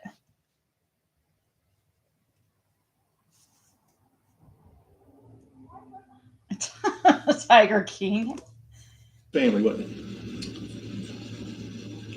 I don't know that pressure's the right word. I mean, it's definitely an uneasy feeling. You know, your brother is criminally charged, and then you, myself, and my father have civil charges. I mean, definitely unsettling. I mean, it caused stress within the family, didn't it? It was stressful. I wouldn't say within the family, because I mean, you know, we supported each other. Sure. And I'm not questioning that, but I mean, your mom felt ostracized. Yes, sir. She even more so wanted to say that stuff. Yes, sir.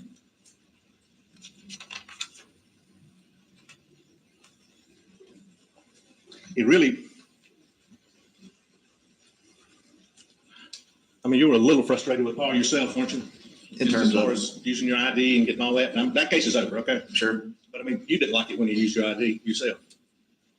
I'm not trying to go anywhere, Buster, but he'd use your ID sometime and you didn't want him to. Questions you're gonna ask? Questions, comments? What's the question? What's the question? Did you like it? Did he used your ID, didn't he? Objection's over. I'm sorry. Can you say it again? Oh my God. Did Paul use your identification? Yes, Did that frustrate you? sometimes.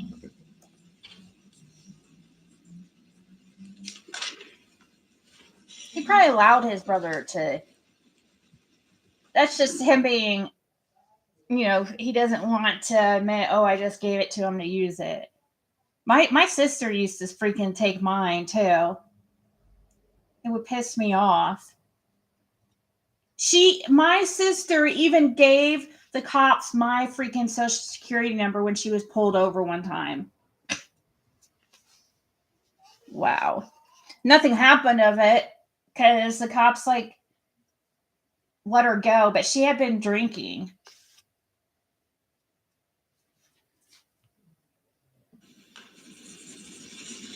You were shown the tree video with the shirt and the pants. You remember that? Yes, sir. When you saw your dad on the night of June 7th, what did he have on? When I had made my way up to the house, he was wearing shorts and a t-shirt. And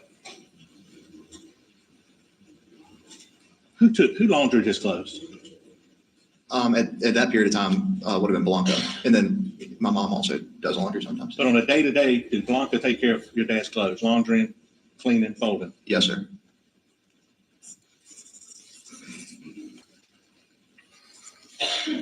Did anybody watch Chris McDonough last night on the interview room? He pointed out the fact that they were showing body cam footage of the police when they first got to the scene. And he was wearing a shirt that still had a crease in it, like had just been unfolded. And somebody in the chat had made a point that with how humid it was outside, which it would have probably been humid because they're close to the ocean. But I guess the humidity of the air would take out the crispness or the lines of the shirt, you know what I mean, from starching. But it looks like he possibly changed. If he went down and was hugging his son or moved up, turned him over and stuff, wouldn't he have had some blood on him?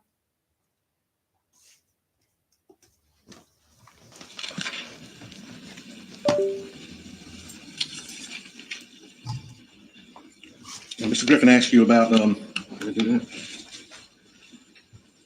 you never went back to Moselle after this incident? Well, I mean, Or after, did you? if you take June 7th, I've been back to Moselle since then, but I've never slept another night at Moselle. And did your dad? Let's strike that. Big portion though.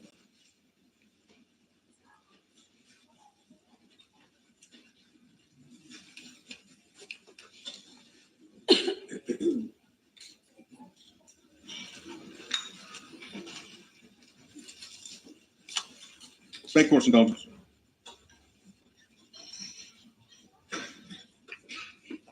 Did your dad try to get you to go hunting out there again one time or suggested? He asked if I wanted to, and if I wanted to, that I could. But you didn't want to? No, sir, didn't want to go.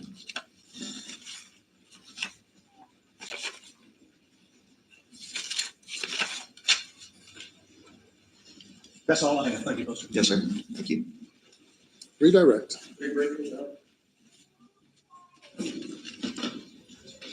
Buster, if your mother, when she went to Edisto and stayed for multiple nights, would she take Bubba with her? Yeah, usually she'd take a combination of Bubba and maybe another dog, Grady.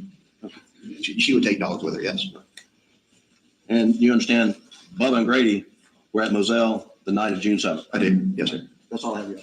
Anything further? Thank you. Let me step down. Your next witness. Put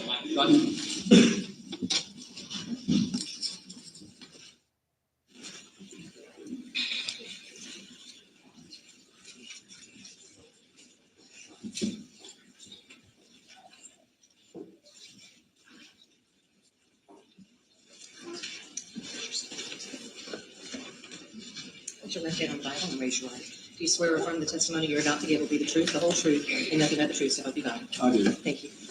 Go have a seat up there on the witness stand.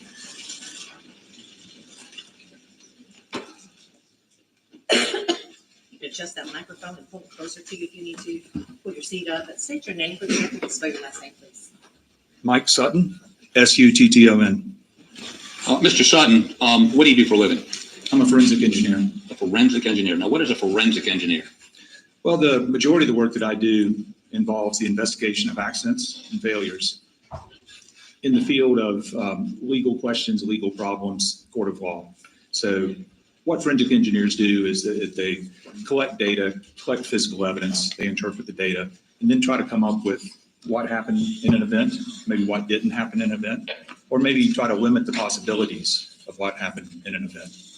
Okay, and do you have educational background in this area, or have you been trained, or how about just tell us, first of all? Sorry, I had to step away for a second. Yeah, they did have a lot of guns. I have heard that there has been some suspicious deaths. So Mallory Beach, who is some other, Chris McDonough was talking about it last night. I should bring up that video, the body cam footage.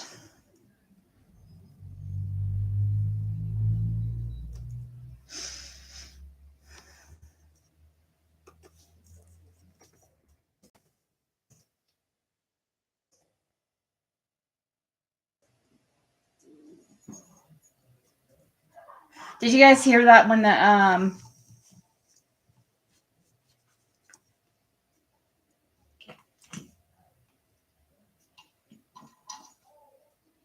didn't hear this part. I didn't hear him ask about what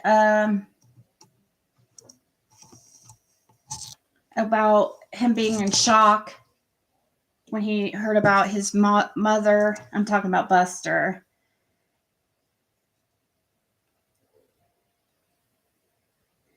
Judge warns defense attorney Jim Griffin not to tweet anymore during trial. Oh, wow.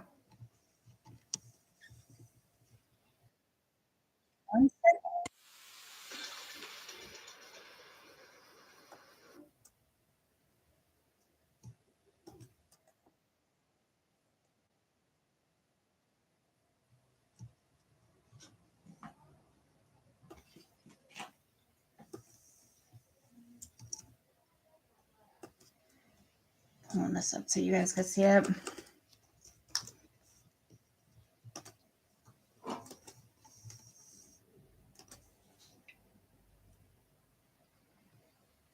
Secondly, I've been receiving over the past 2 to 3 days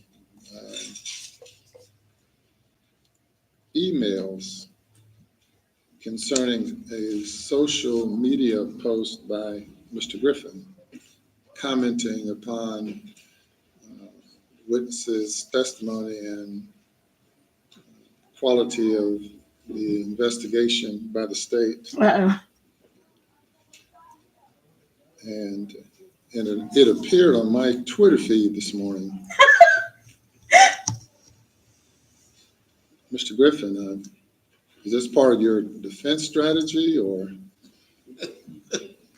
Your Honor, all I did was retweet an article that was published in the Washington Post. I didn't put any comment. I didn't make any statement. I just retweeted the article that's in the newspaper. That's all I did. We had an NBA player who retweeted an article, professional basketball player who retweeted an article that resulted in him being suspended from the NBA for about 10 days and cost him about $10 million in salary. So retweeting is the same as, to some, as if your tweet. It appeared, I didn't know that, well, I mean, I'm not a Twitter friend of yours, but it just appeared on my, under Twitter. First thing up this morning was you. We had the lawyer who had a similar name to, a person with a similar name to our lawyer witness, and it was someone else by the same name. In your interest, your instance, it's your name and your picture. So Retweet the article, no question about it. well, I've been reviewing Rule 3.6 regarding that, and whereas the rule does not specifically state that the lawyers are prohibited from criticizing witnesses during the course of the trial or commenting on a case that they're actively participating in. I think it goes against the spirit of the law, of the rule, and it doesn't pass the field test. So that's, to quote Judge Keinerd, it doesn't pass the field test. So you should not post or repost anything that would give me or the general public, or hopefully never land in the hand of the juror who,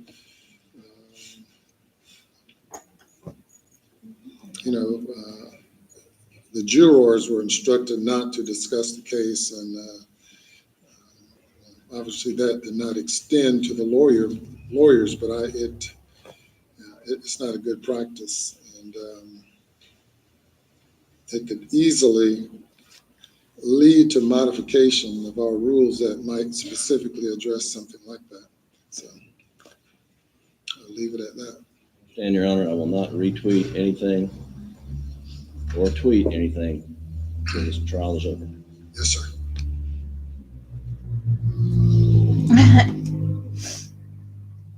Well,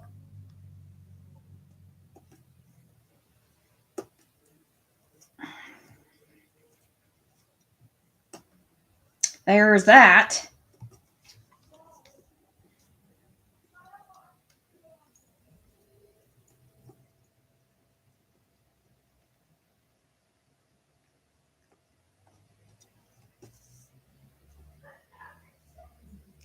Pastor Murdaugh testifies on father's drug addiction and detox struggles.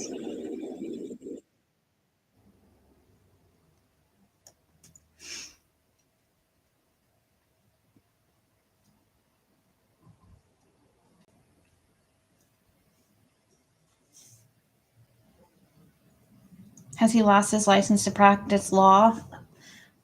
That's a good question.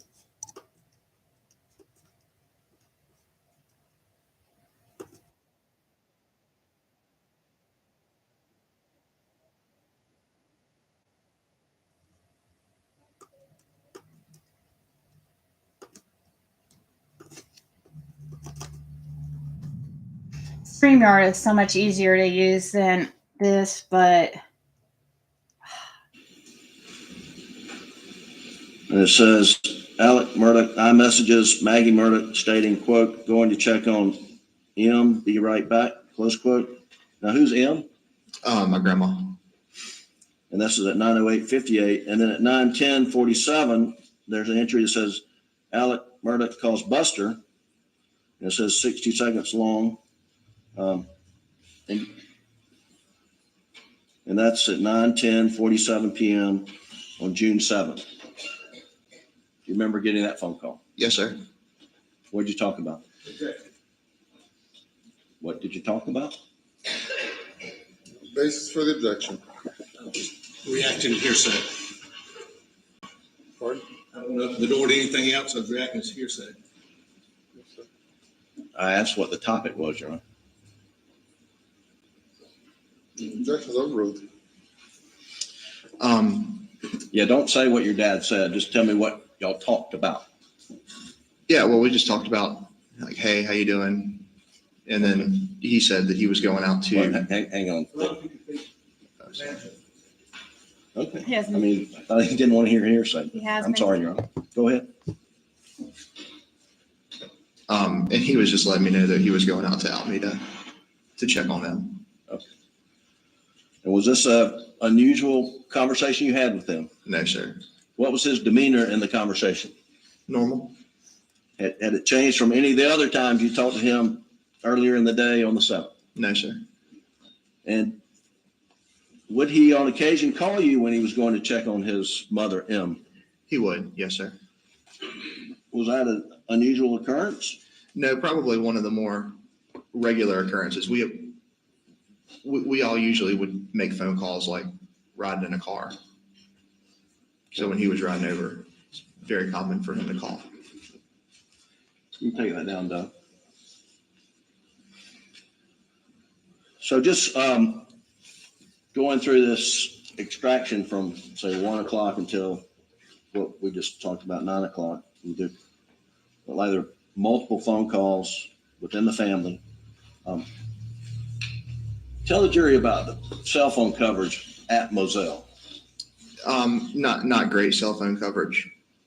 Didn't have a lot of service, especially around. So if you were underneath the shed,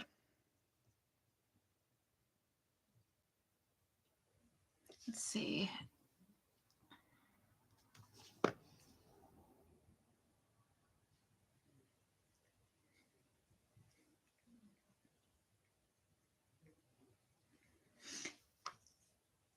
I'm thinking about pulling up something, seeing what people are talking about in the Summerwell's case lately, because I haven't been watching very much. This dude's bloodline came over on the Mayflower for real. Oh my God. It has been a while, a year and a half since his mother and brother were killed.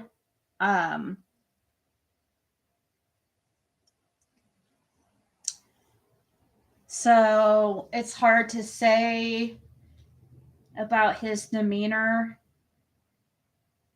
I do wonder with Alex, though, if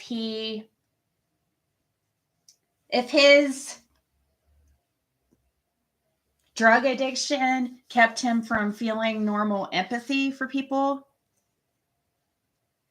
And now I'm wondering, since he's probably not using anything,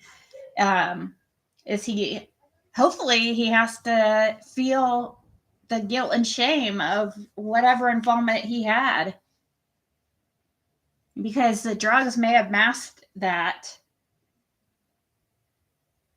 partially anyways.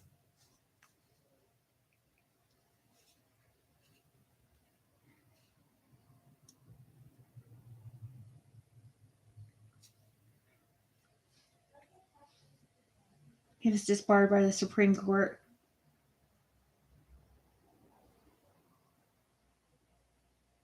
Oh, that's so cool, Sherry.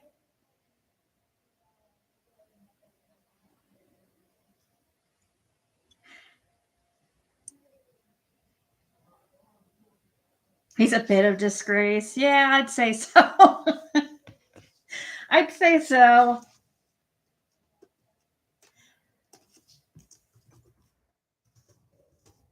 So I hear Dawn's been making appearances in the chat still.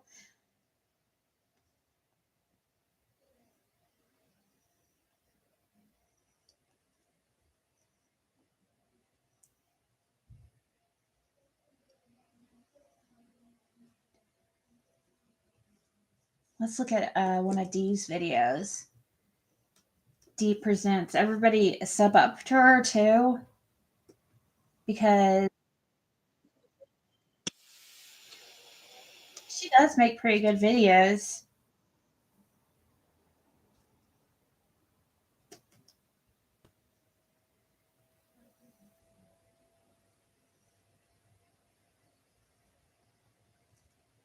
Let's look at a couple. Let's look at a couple.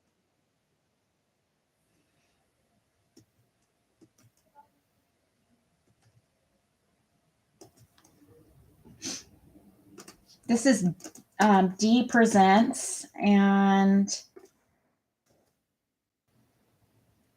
please go. I'll put the link in the chat here in a second. Instantly, the boys go down, and they yell, and I hear them crashing. I was like, okay, well, that means they're going to have the other side of the creek, so I'll go for this one, on the other side. And and then her sister, pieces kind of fit, man. That's all. And the thing is, all the things that are supposed to have taken place, right?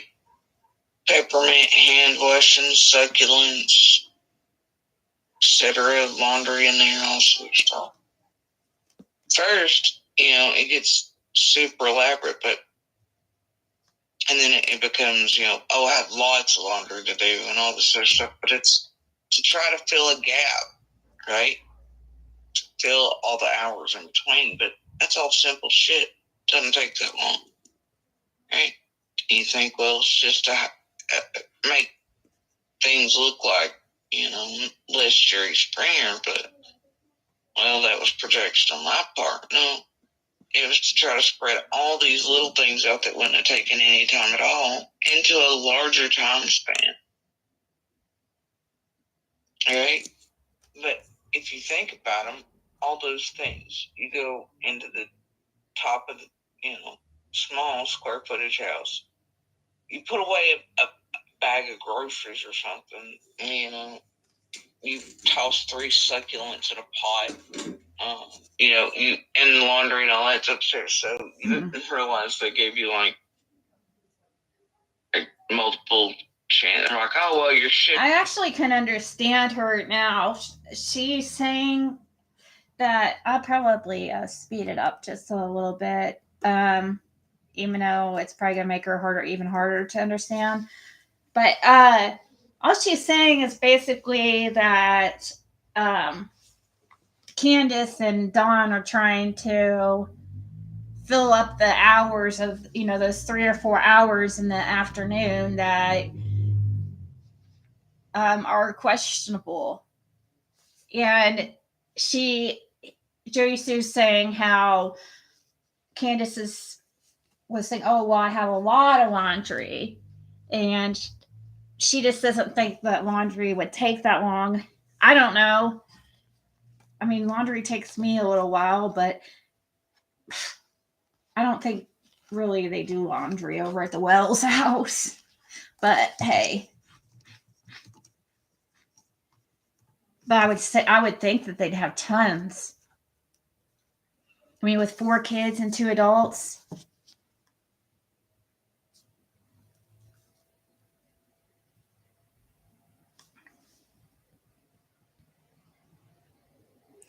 Jody Sue also said Dawn and Candace were being Summer and Andy knew it.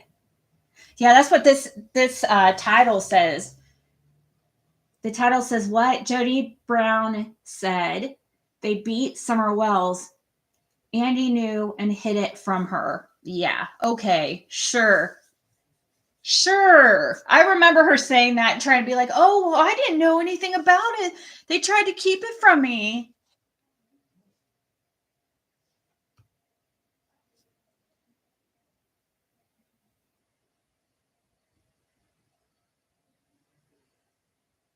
The picture in the bottom right. I'm not sure what that's supposed to, oh, I guess that's the picture of her little profile picture. D presents. I don't know who it is, but Don't just go back over and work on it. I don't know. For fuck's sake, sweet peas, D, you can't be that dense, right? Like, is that a serious question or am I being trolled? How in the fuck do you assume I was supposed to let Monster know that someone was missing via Messenger, sweet pea? Because I would love an answer for that for me. I was not, sweet pea.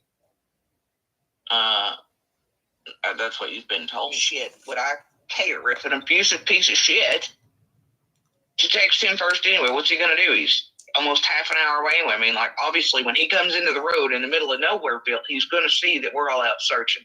Nobody needs to text the abusive asshole and be like, oh, Summer's missing. Let me take time out of searching for her to text you. Mind you, this is the same abusive monster who knew good and well that Dawn and Candace were beating on and hurting Summer, and he hid it. And here's why. Was I supposed to do it on cell phones without signal or service? Because they didn't have service to them, so they lived in an area without, unless I was right near the satellite internet. He didn't go report it. He didn't even tell me about it until right before all of our shit goes down. Well after Summer's vanished. And he tells me he didn't tell me about it because I would start shit, sweet peas. I suggest have to go live in the middle of Nowhereville where there's no cell phone signal and you have no cell phone service. You notice the last messages? I don't believe that for a second. No. I don't believe that Andy did not tell Jody Sue because Jody Sue would start shit about it.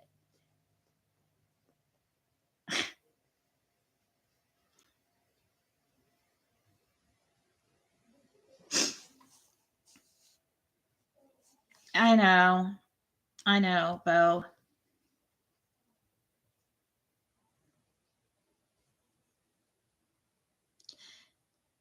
Every time I see Jody Sue, I think of her at a strip pool. Well, according to Laura, she did more than just strip, if you know what I mean. That I let out publicly, sweet pea, for idiots to, I guess, take and be illiterate with and low comprehension skills and just push whatever they want to. Jody, so you kind of talk. You notice the last things Monster and I say to each other are, well, he's going to be late, he's going to do this, and then I'm like, well, I'll be only a way that he could use Summer to further traumatize myself and my children with and abuse with, and to tell people that everybody was crazy that cares or cared about Summer. Other than that, Monster gave no flying fucks and was certain Candace and Dawn murdered her because he knew about the abuse and was hiding it from everyone. So... What, Jody Sue? Let me see if I got this right. Jody Sue could hear a scream from 125 to 110. Okay. When Summer was getting beat and abused, why didn't you hear her scream then? If you can hear so good from your hill to their hill. How did you hear her scream so good on June 15th? But when she was getting beaten or something else was happening to her, you didn't hear her. Now, how is that possible? Because, you can hear everything from your hill. Good point. Good point, Dee. It's selective memory. Selective memory. An old stripper. It was a while ago.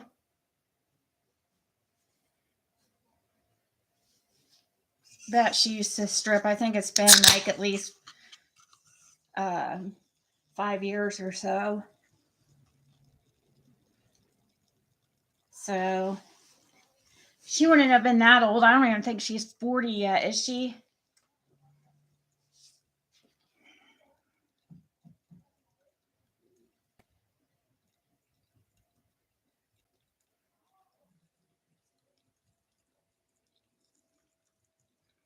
Yeah, nobody protected her because they are so think this type of lifestyle or this type of stuff is normal.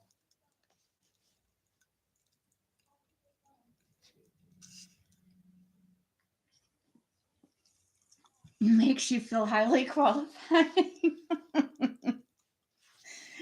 Oh, let's see what else does D have here that I haven't watched.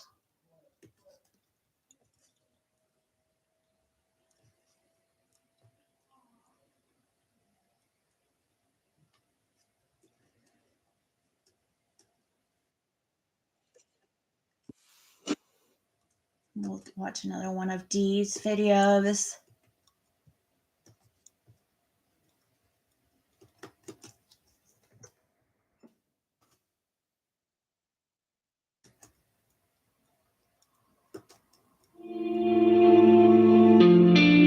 Hi, my name is Dee. Thank you for watching. Y'all ain't right. This is something I've never seen before, and I just happened to run into it today. It's on Sage Sleuth's channel, and the link is in the description. Nobody terrorized that child. Nobody. Thank you for watching. Please like, subscribe, and share the video. And please join my memberships for only 99 cents a month. Thank you, and all the best. You know, she's pretty introverted, so if she seems uncomfortable or something. Well, I don't want her to do anything that is uncomfortable for her. Just make sure. Okay. All right, what was station. What was doing? That day, Do not say his name or anything like that. that day he was, whatever, doing his usual roundabout, screaming at people. But that day, I went down to the cabin. I sat outside the cabin. Wait, okay, so this is it took me a second to figure out what's going on. That is Jody Sue's daughter talking, right? She took off her shoes, walked the creek, so it wouldn't throw off the dog scent. What the hell? How did she? I know, exactly. That's so weird. Nobody thinks of that stuff. Nobody thinks of stuff like that. Oh, better do this so I don't throw off the dogs. Oh, better bring in all my dogs because yeah, no. Nobody thinks like that, Jody Sue. Only suspects. Only guilty people do.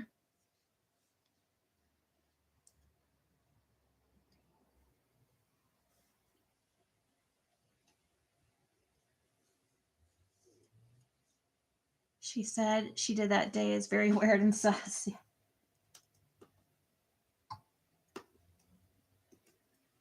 We'll go back to when Thank you, and all the best. You know, she's pretty introverted, so if she seems uncomfortable or something. Well, I don't want her to do anything that is uncomfortable for her. Just make sure. Okay. All right, what was it? who's talking? Is that Penny?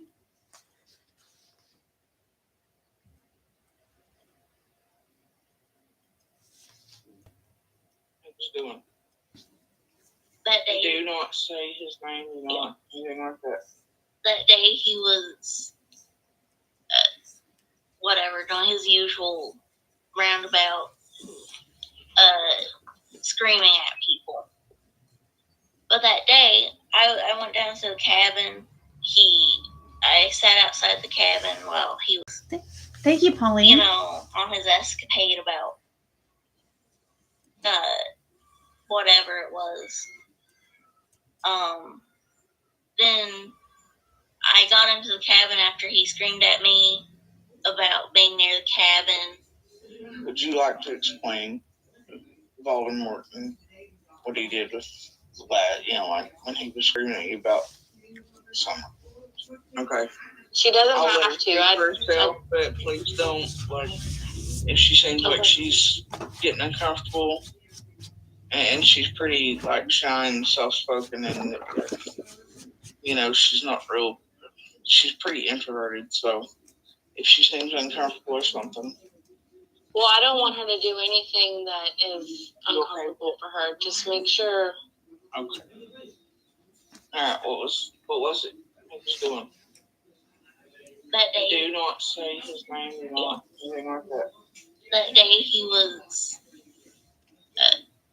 whatever, doing his. What the hell? I thought Jody Sue was trying to protect her. That's not protecting her.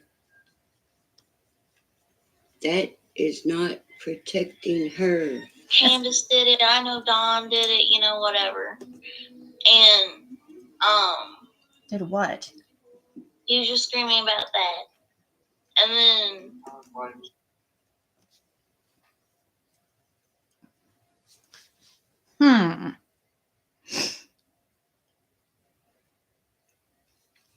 No, it's not. This isn't true. This is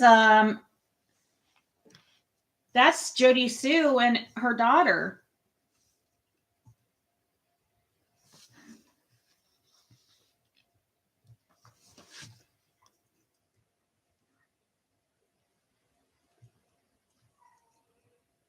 No, this is oh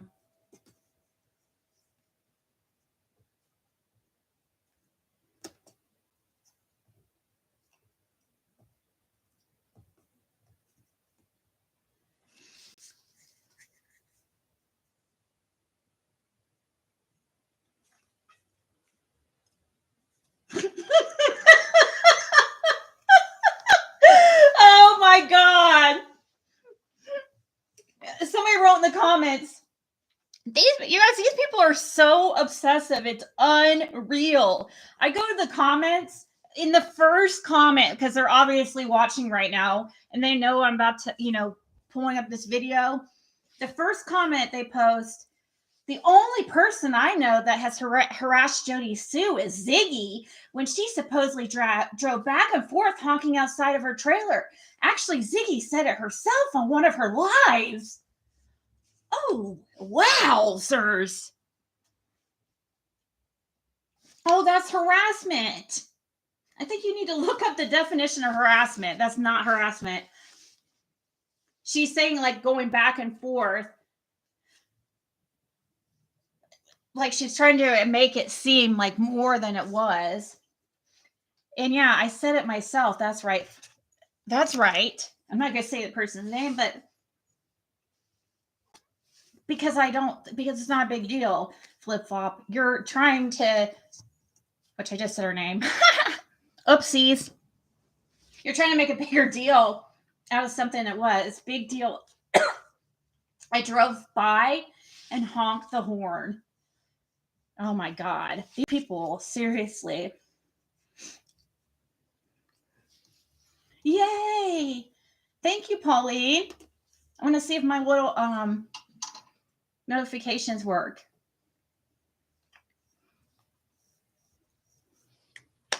Come on, notifications.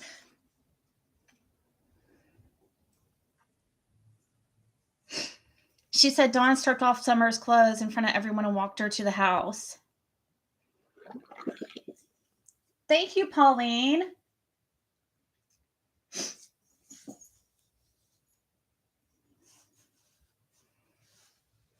Why can't they?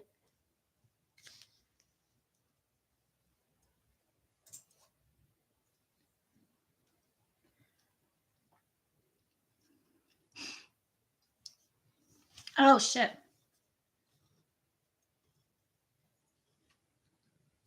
Hold on. I'll continue playing this. 1 second. My daughter needs some assistance.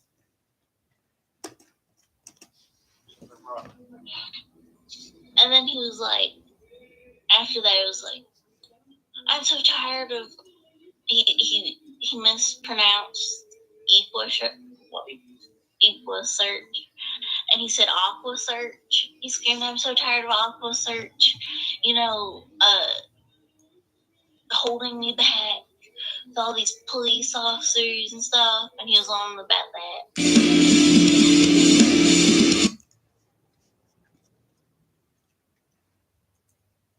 God, these people are so freaking pathetic.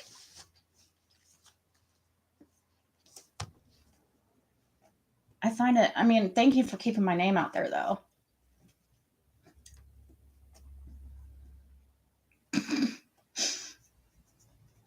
I have too many browsers open. I'm trying to find.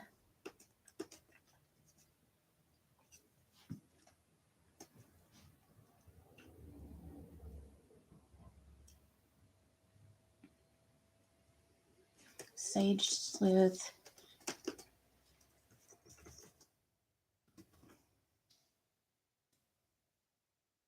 That is so hilarious that somebody thinks that driving by somebody's house and honking the horn is harassment, but they don't think that trying to get somebody arrested for a false crime that never happened is harassment. It's kind of like, doesn't make sense. Ziggy had puppy feeling wells and they weren't horse bones. It was Fred. You went and talked to Fred or Frank. I get all their names confused. He showed you horse bones? No. No. So Fred told me he had found some bones earlier in the day and asked him to show me where they were. They were a bunch of, he took me over. I drove over there. He walked over and he walked me up to the area where all these crushed bones were. It was a bunch of crushed bones. And I was like, we were trying to, he had mentioned that there was some deer bones, but he didn't know if all of it were deer bones.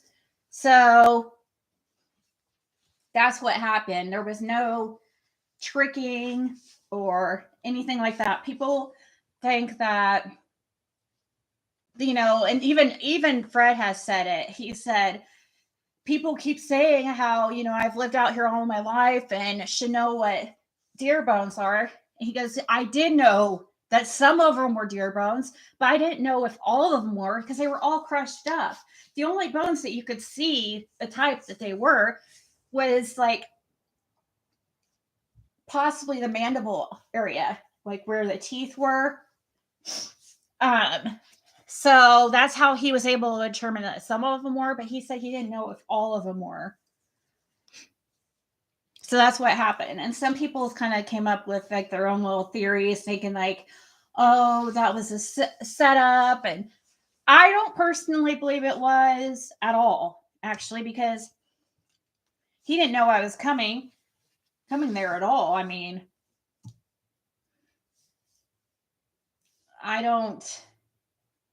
It could have been meant for the other group that was there before me, but I really don't believe it. I really don't, but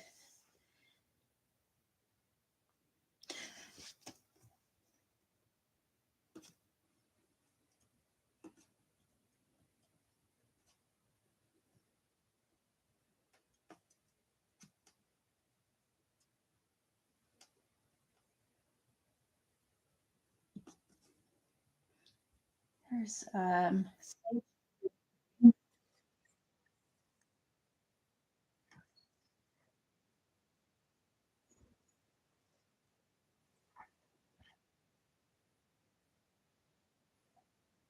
Caitlin.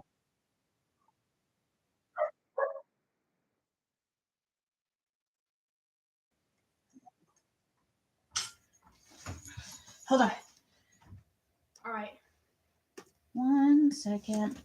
The ones we had were line cameras, and they weren't like connected at the time because they were being moved because of stupid property seller. There wouldn't have been a question whenever.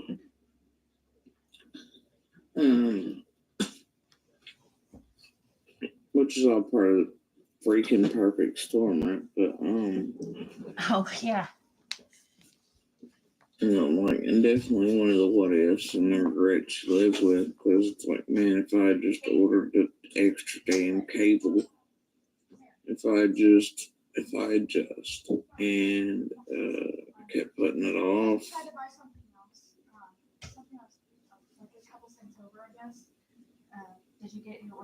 Otherwise, it would have caught everything, at least from the front. But then after summer vanished, we went and got trail cams, etc., to put in places because of the weird crap happening there, and to take down on some of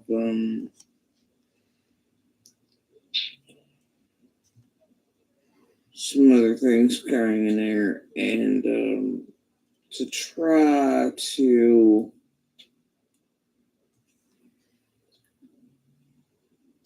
alleviate some of my hypervigilance, because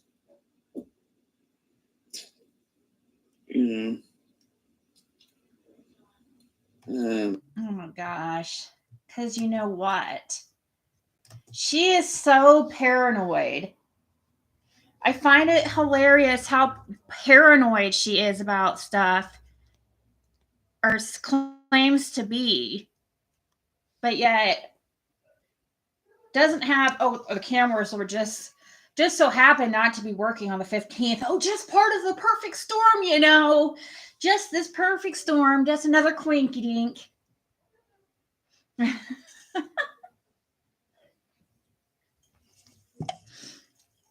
Yeah, you'd have to. Fred's one of those you have to meet yourself, I think, to really. He's a very he's a loner. As far as, I mean, he has is friendly and stuff, but he just is always out working, just always doing stuff.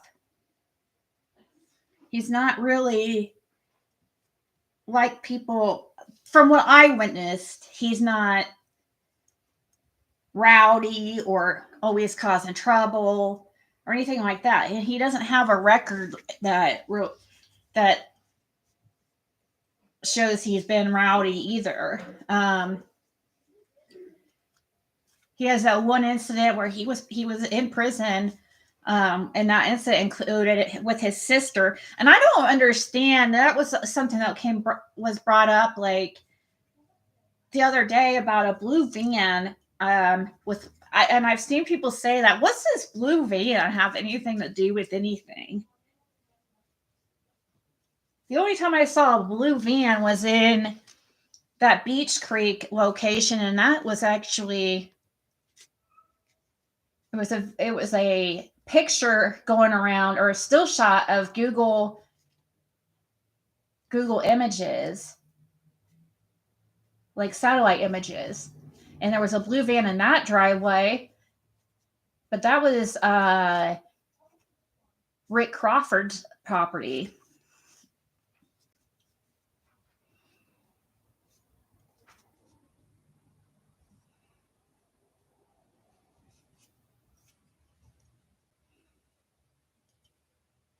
Oh yeah, they do that, Bo. You have to just go in there unbiased and listen to the stuff yourself, because a lot of them do that just because it was me who talked to Fred. They don't give them a fair shot because they don't like me, which it shouldn't be how it goes, but that's just how it goes with some people. So.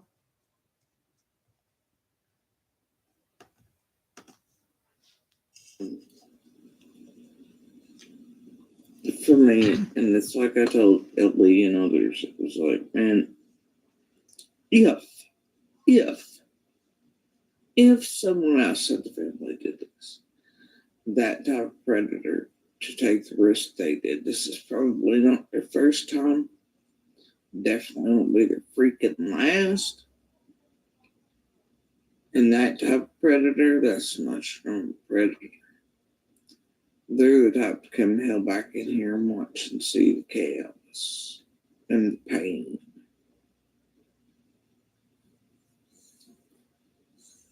But then what happens is some idiot, the same day they get caught on camera buying a pipe,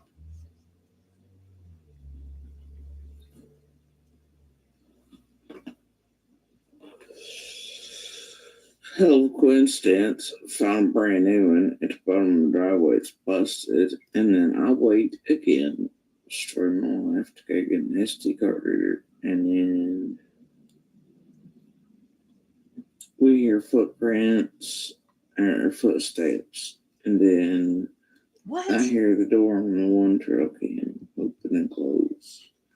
And then the next morning when I go down with the card reader, like almost a week or right at a week's worth of data was just poof.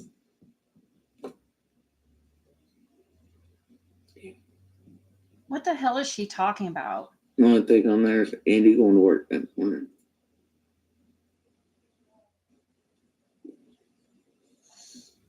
In between there, you have a couple events, obviously. Let's see. Google.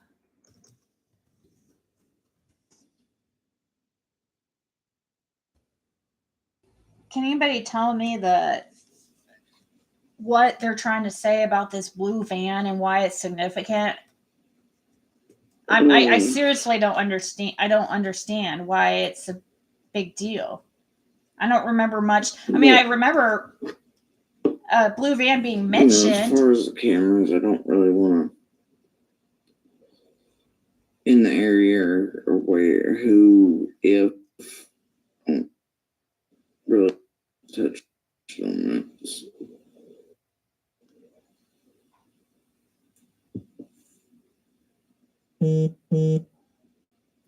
Hmm. What the hell was that? Now, which is what I'm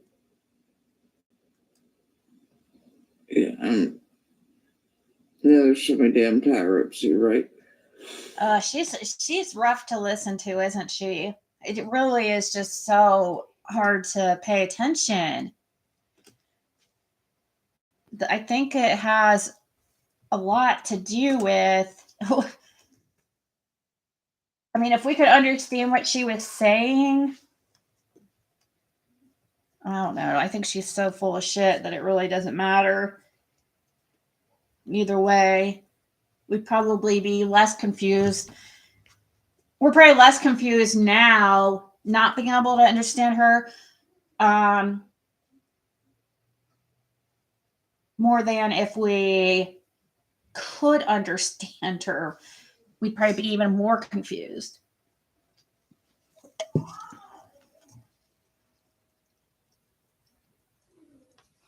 Okay, Grandis mentioned a blue van parked on Ben Hill Road on the 15th. Okay. Is that where that came from?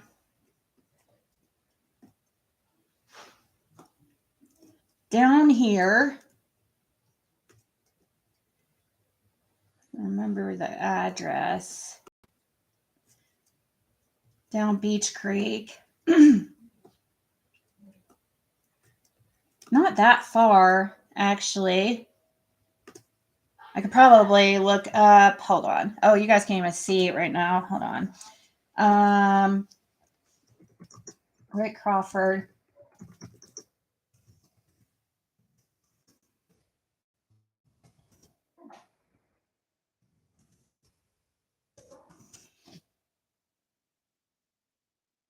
I'm looking up their address to just make it easier.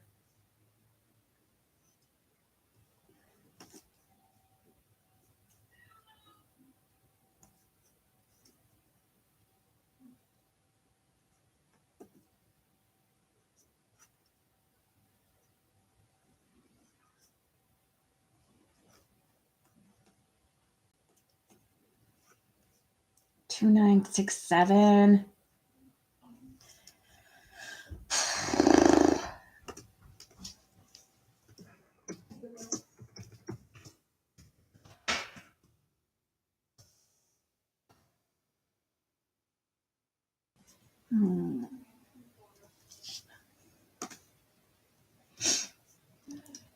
I'll share my screen so you guys can see what.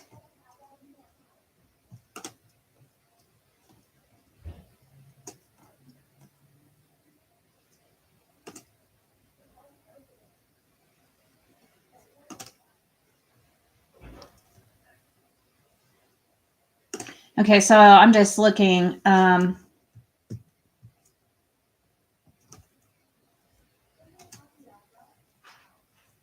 Beach Creek to see where the address, where Rick and Elizabeth Crawford lived off of Beach Creek, because that's where that red truck was sitting and that blue van.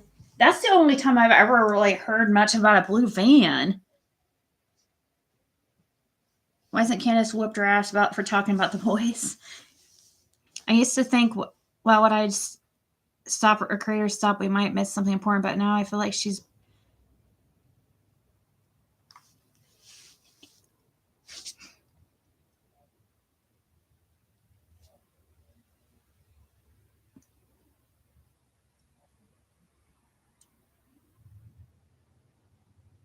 Yeah, I know, Bo. It's crazy.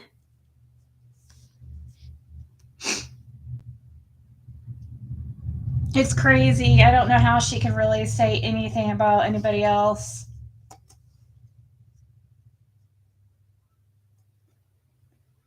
Okay, so obviously right here is 110 Ben Hill Road. This is Beach Creek.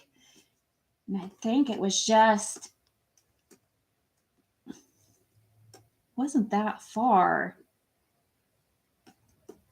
where Rick Crawford and Elizabeth lived, which is Marlena's dad. Her real name's Elizabeth, and that's what was so hard to find any information on her, because she is so difficult to track down or find anything on. What was it that I think D Presents was also did that video on Marlena Crawford's ex? Like, he was murdered too, wasn't he?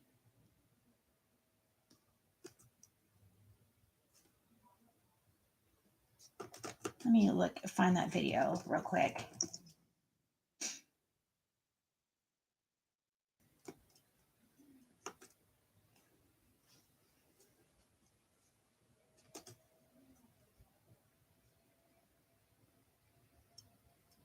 Right here.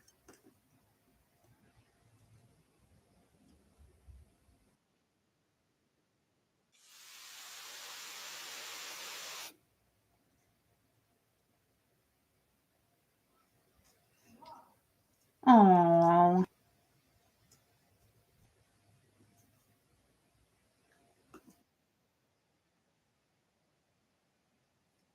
So Earl M. Taylor Jr., Rogersville, Tennessee. Body found June 16th, 2021.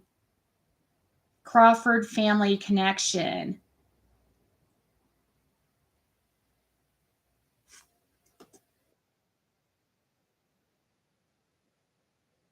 I need to look at this guy. He went by Pumpkin.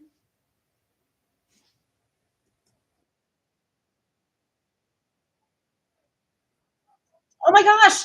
Look, his birthday's March 2nd. Twinsies. That's my birthday.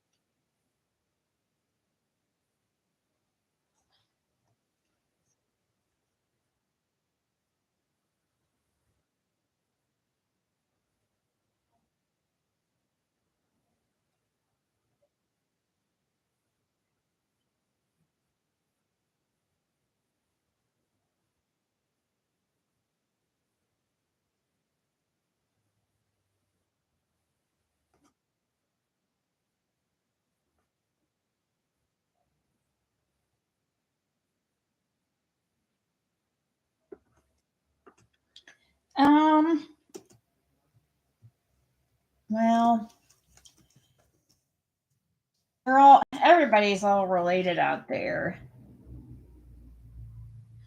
Okay, where is this at? This is supposed to be 872. I don't even see anything. What's this? What's here? 808 Light Hollow Road.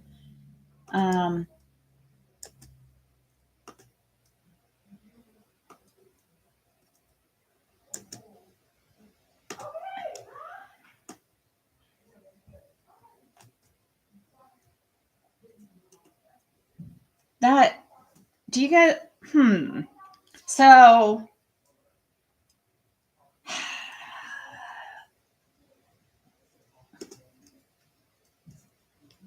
he did not date Marlena then. She got kin in them hills. Yeah. He was only 36 when he passed.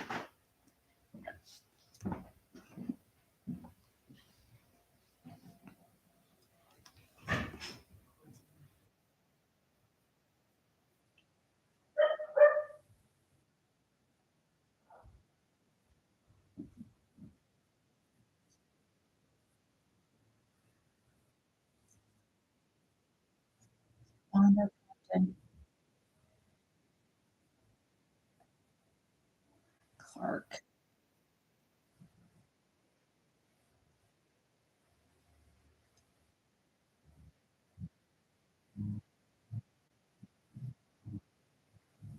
Yeah, I don't think that that's personally, I don't think that that's alarming about her living there, because I mean, everybody's related to everybody out there. That's very normal. Do you think JC was the affair Don was having? I wouldn't be surprised to hear that she was one of his, or he was one of her top clients, allegedly. Okay, so what's this guy's name? Earl M. Taylor.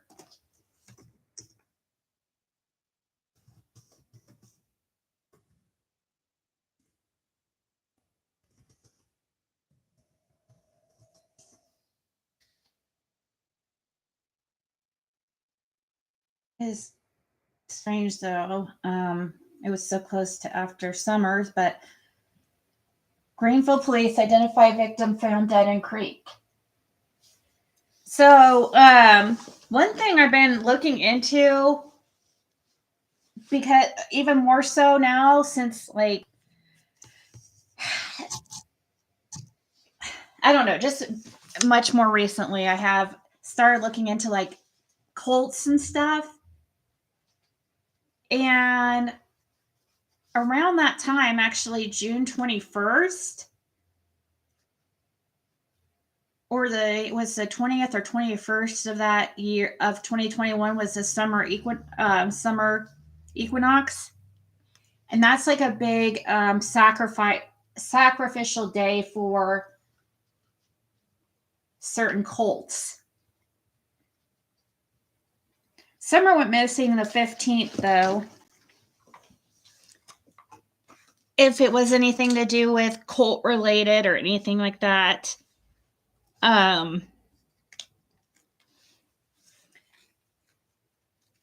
Sometimes, I don't know, sometimes there is certain, I don't know what you would call it, celebrations or gatherings before the big day. Sometimes it's like a whole weekend full of festivities.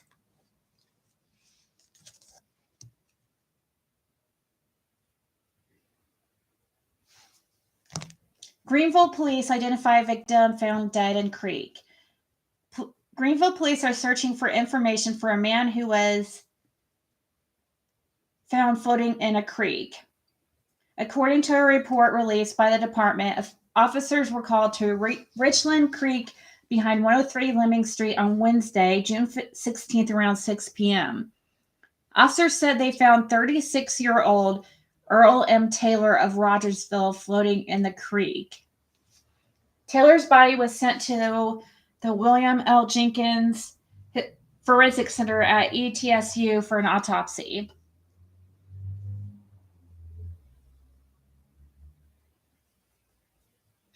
The circumstances of Taylor's death are under investigation. Police said they do not believe foul play is suspected. They do not believe foul play is suspected.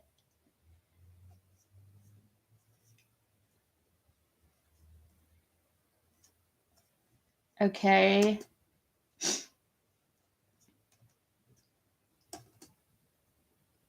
Let's see who he was, if it says anybody he was related to. Earl was survived by his sister, Loretta Taylor Clamon, brothers Tony Taylor, and wife Charlene. And Timmy Taylor. Son Noah Watts. Special niece Madison DeFries. Aunts Polly Robinson. And husband Chris. And Sharon Crawford. Who's his? Uncle Chester Crawford and wife Julie. Maternal grandmother Laura Crawford. Special brothers Travis Broswell, Dwayne Wade, Eric and Tim Ford. Special friend Randy Barnes.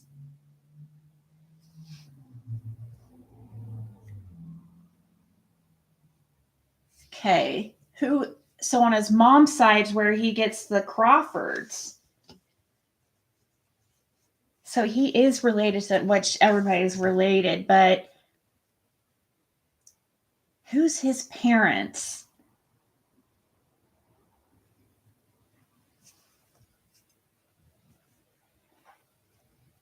Earl was preceded in death by his parents. Okay, duh. Mitty Wyona Crawford Taylor and Earl McClellan Taylor Sr. Maternal grandfather David Nelson Crawford. Paternal grandparents May and Barney Taylor. Brother Kenneth Earl Taylor. Several uncles and aunts. Brother-in-law Chris Clamon.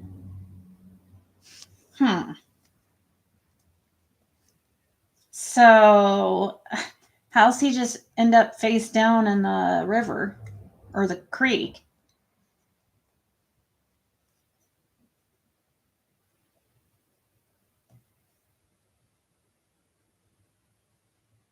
It's crazy. A lot of times these things, they report these things and you never hear of them again.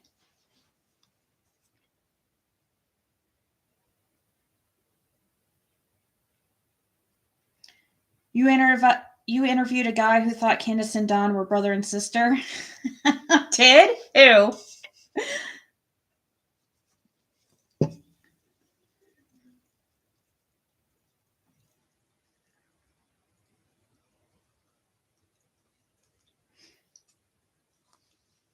Who was that?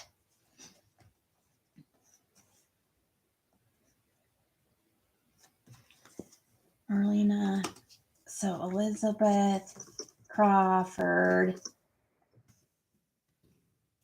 I need to get back to my investigating research. I had to turn off. So there for a while, I had to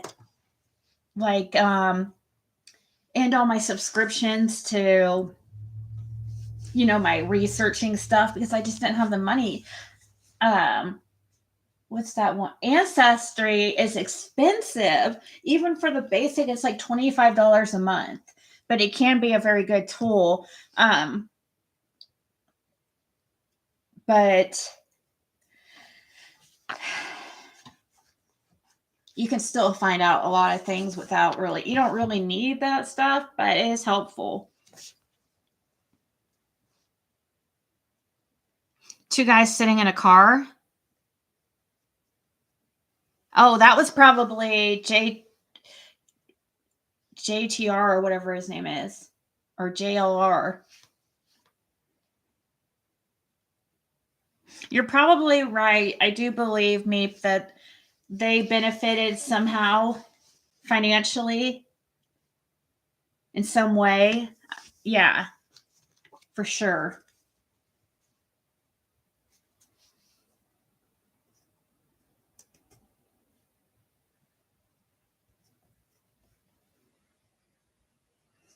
It's not going to let me read this.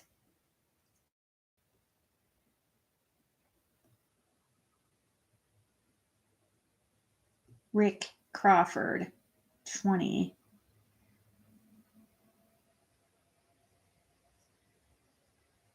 I wonder if Rick Crawford has a son named Rick Crawford Jr.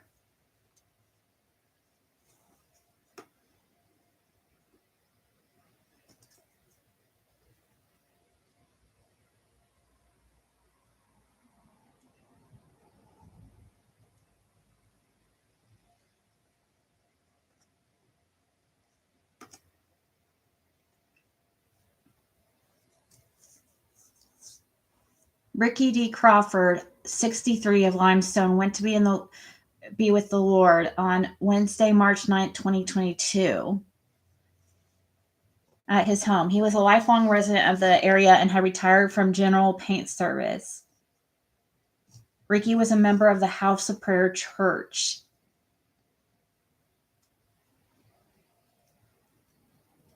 Okay, this guy and Dawn used to run coke together, according to Fred Hill. He was preceded in death by his parents, Ralph and Orpha Crawford, and brother Ray Crawford. Ricky is survived by his wife of 41 years, Liz Crawford, 2 daughters, Frances Dykes and Marlena Crawford. Well, her real name's not Marlena. I don't understand why they... Sometimes it makes me think, are these people, do they purposely try to change around names and shit so people... I don't know. Yes, the New York thing is freaking weird. There's something up with that trip. It's totally something up with that trip. It's too sus-like. I mean, oh yeah, we just randomly go down to freaking Tennessee. Andrew's only there for 12 hours. Does he even go and see his son? He drives all the way down to Tennessee. Does he see his son? Oh, we're just, driving around.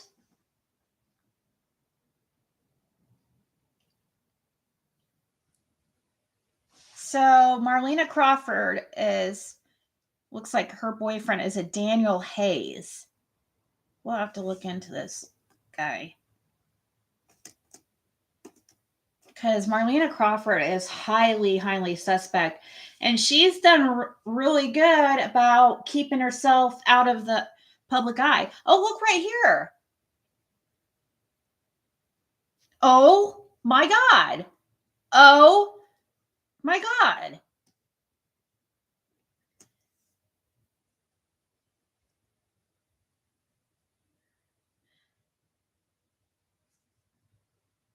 What?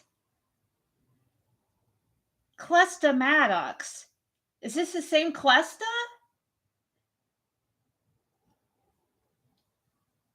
Wait, okay, let me get this straight here. My mind is like, okay. We were just watching Dee Presents and she mentioned a Clesta who this guy was married to. What was that guy's name? Is this the same Clesta? Do you guys know what I'm talking about right now? Or are you guys lost? Because that could definitely, if this is the same cluster, that could definitely be concerning. Let's get that video back up because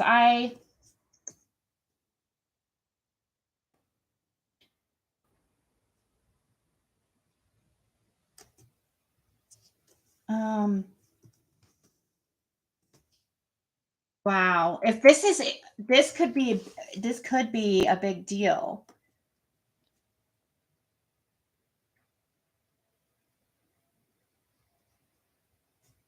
Did anyone hear Don's ex-wife Pam on that farm lady's channel say she has 15 kids? Some are foster. Oh, really? Pam was on there? Okay, so I'm pulling up this article. So we were just watching this on D Presents channel. Just need to pull up where she showed this guy's like ex-wife or his wife. Dude.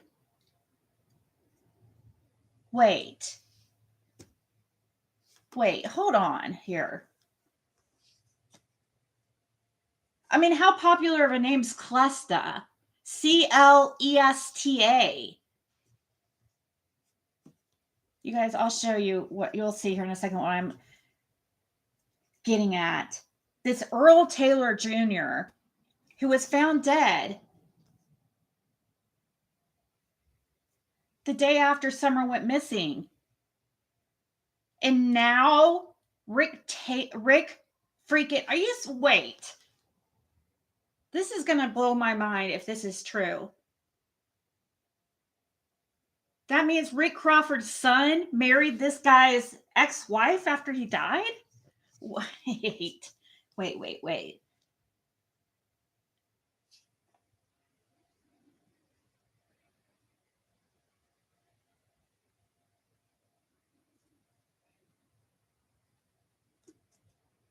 Where does it say?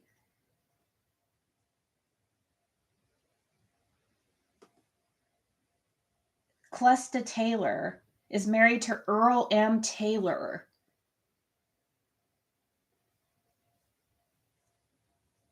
Okay, then look here, guys. Ricky Crawford Jr., Clesta Maddox. Clesta Maddox. Who?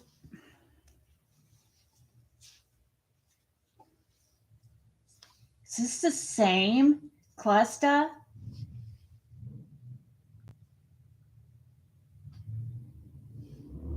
I'm looking it up. I'm looking up Clesta Maddox.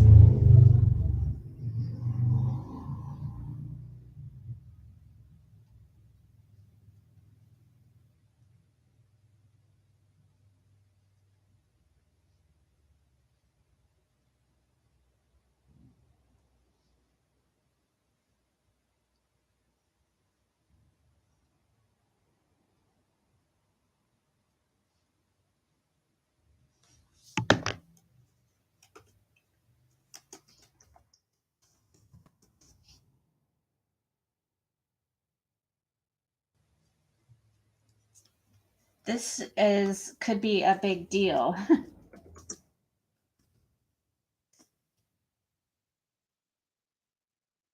Could be two different Clestas, but this is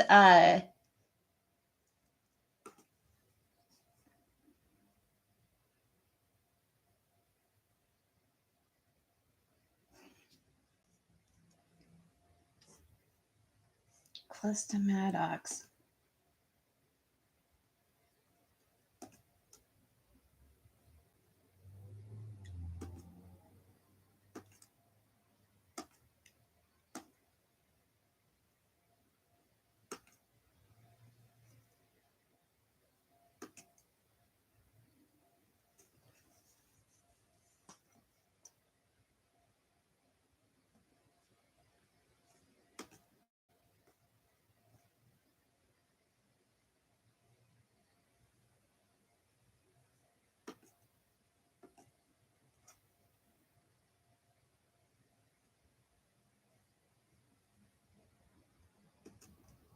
We need to know who this is.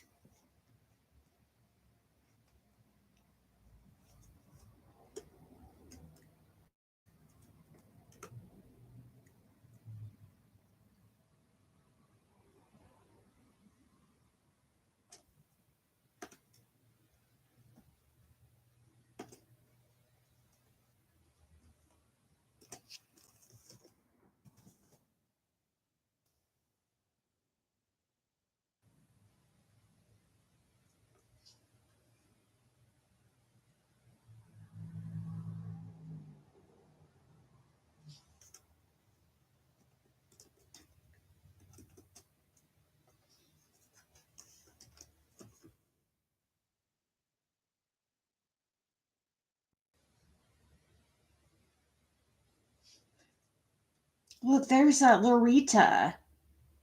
You guys. Oh my God. I think it's the same girl. This is a big.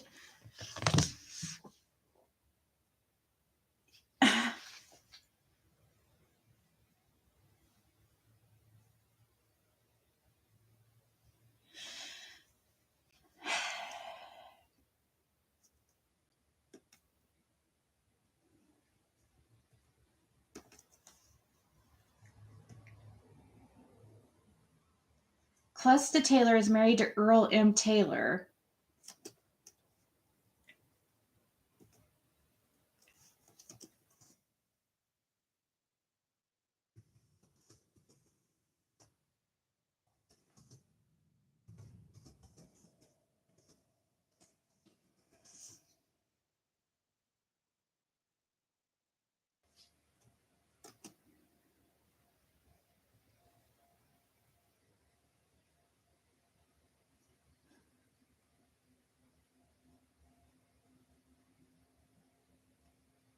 Okay, guys. This is a problem. Does anybody else see what's going on here?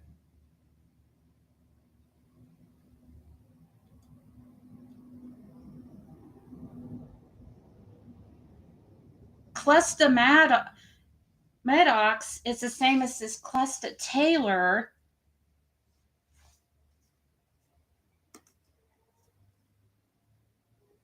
Why doesn't it have... Oh my God. How the hell did this happen? Okay, guys. Okay, let me tell you guys here. I think I figured out here. Thanks to D Presents got me started here. She mentioned this Earl M. Taylor, who was found the day after Summer went missing, dead in a creek. Day after Summer went missing, June 16th, 2021. Guess that guy was married to this girl right here, Celesta Maddox. And guess who this girl's with now? Marlena Crawford's brother, Ricky Crawford Jr.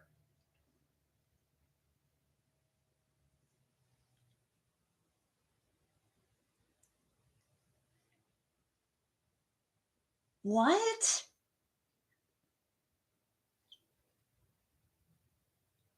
She was married to this guy who was found dead in a creek and now is with Ricky Crawford Jr.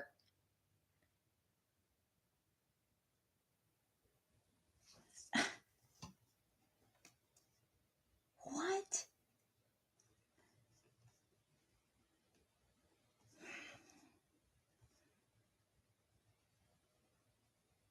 No wonder.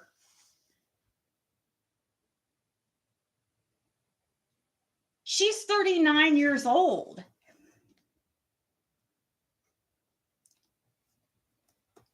Ricky Crawford Jr.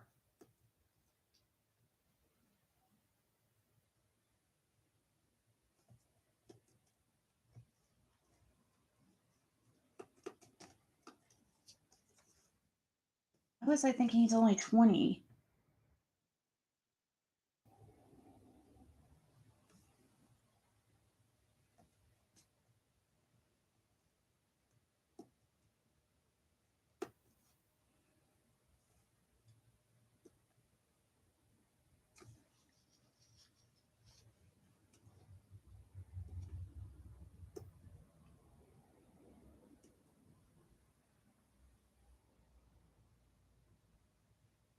Lonnie Dykes.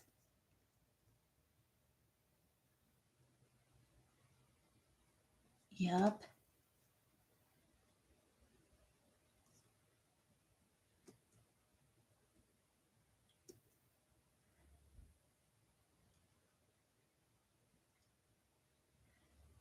Right here, it says, "Love you, babe. Thanks for always being there," by Celesta Maddox. Okay.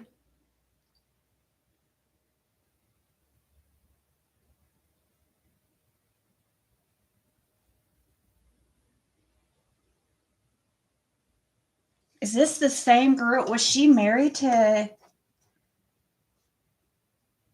We need to really find out if she was married to that. If this girl was also married to that guy who ended up dead.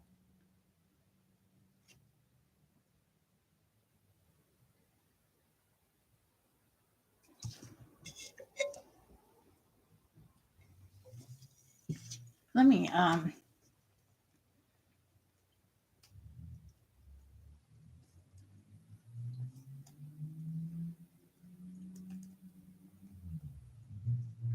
So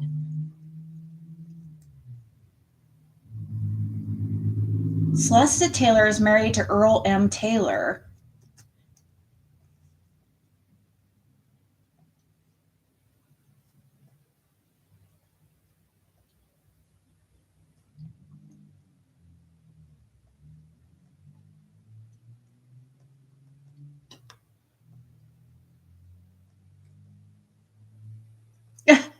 Earl M. Taylor right there. She was married to both of them. What is going on?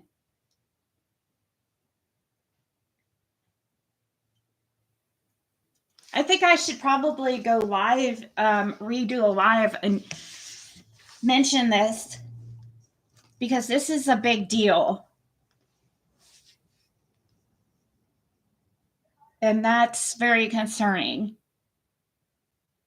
The guy, freaking Marlena Crawford's brother.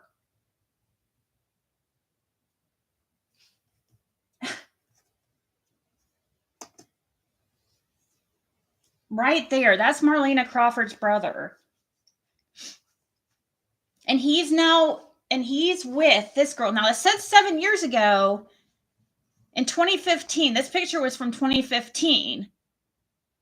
So I don't know how all this happened, but somehow she was married to this guy who ended up dead the day after Summer went missing.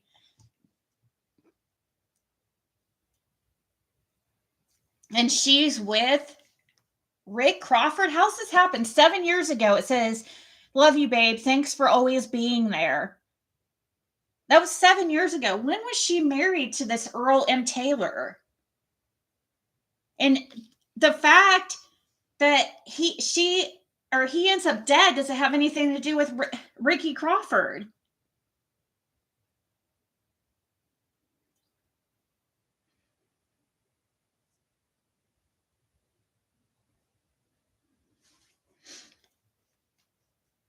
No, they don't. They didn't say. They said foul play is. They don't believe foul play is. How does a 39-year-old man, or however old he was, 36 or whatever, end up dead face down in a creek?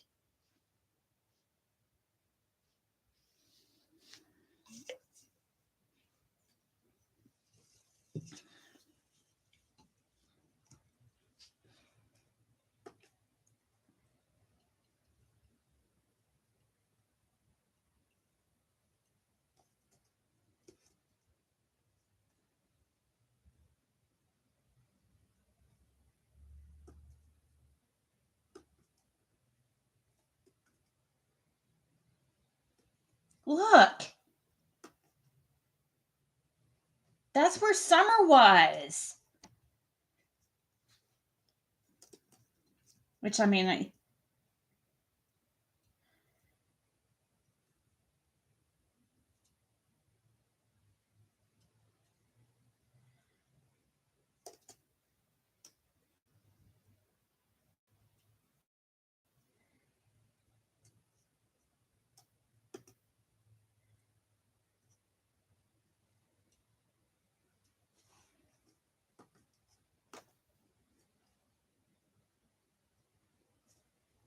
so what was that guy's name? That guy's name's Earl.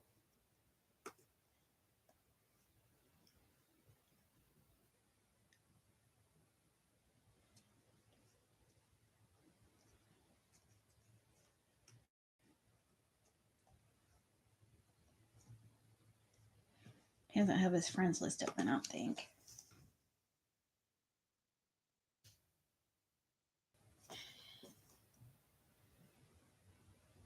Pumpkin.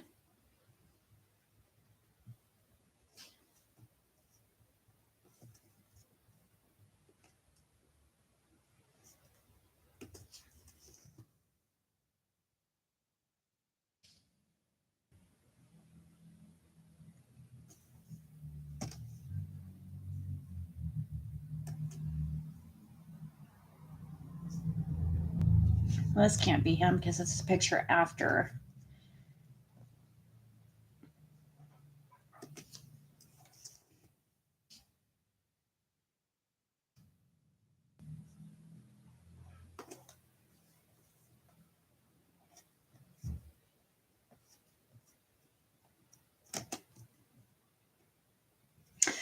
Yeah, I'm pretty. Now I have to look into this. I probably will be going live, I guess.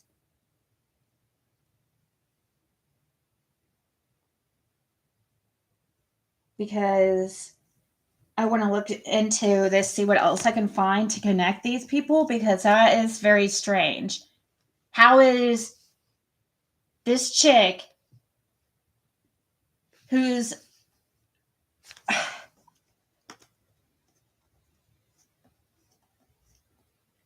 Earl M. Taylor right here?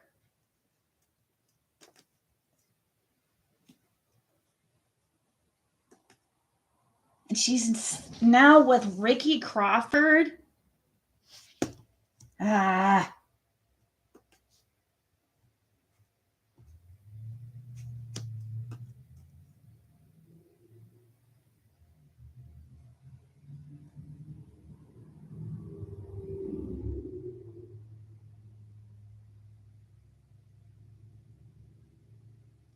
Celeste Maddox.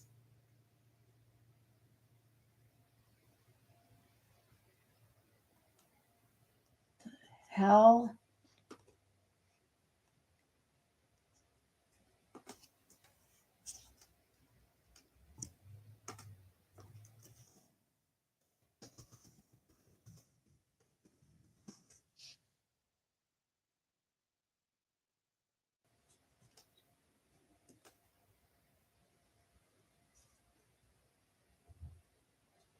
He's survived by his sister, Larita Taylor Clamon, who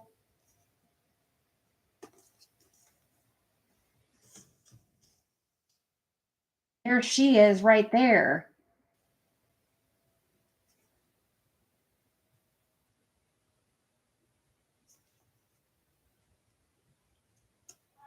And then brothers Tony Taylor and wife Charlene, and Timmy Taylor, son Noah Watts. Special niece Madison DeFries, aunts Polly Robinson and husband Chris, Sharon Crawford, uncle Chester Crawford and wife Julie, maternal grandmother Laura Crawford, special brothers, blah, blah, blah.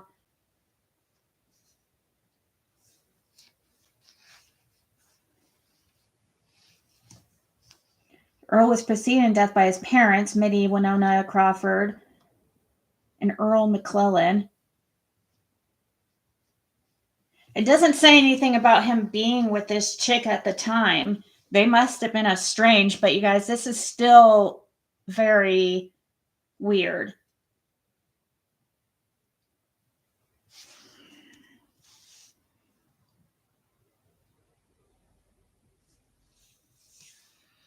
They've been together for a while, because on the Facebook here, you know, she was commenting on this Ricky's Facebook 7 years ago.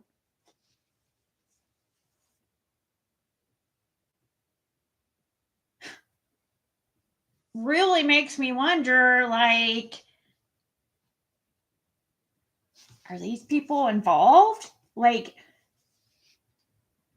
this guy used to be married to her, or is married to her.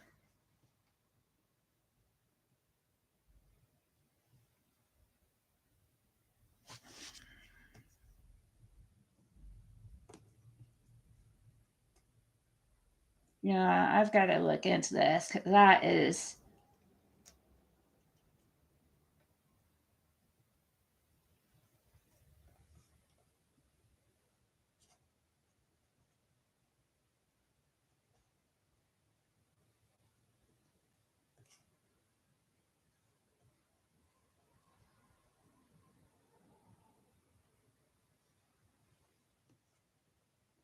Let's see, Earl Taylor and Clesta.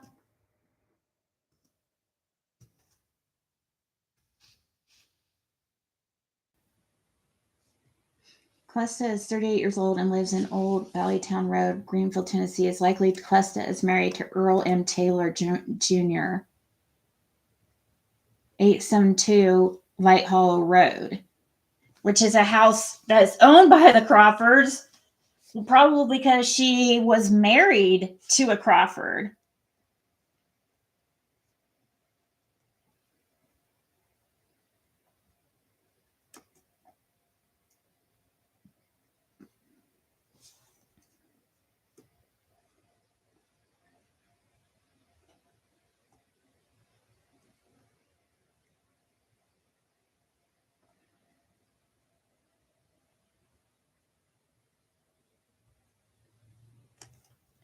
Let's see, that guy's name's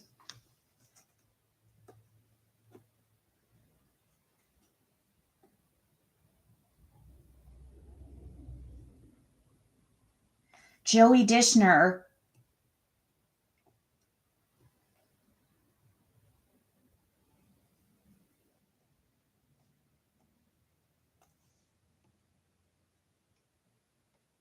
.840 Old Baileytown Road in Greenville, Tennessee for a year starting in February of 2021.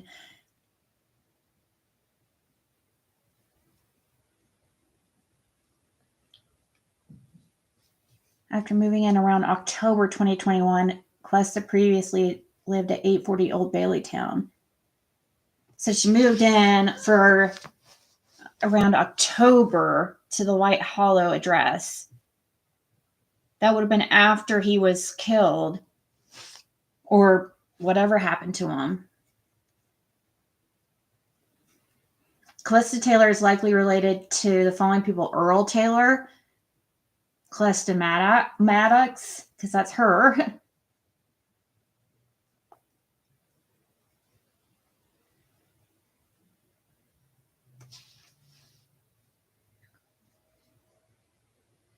Her email is Daddy's Girl. Us? Daddy's Girl?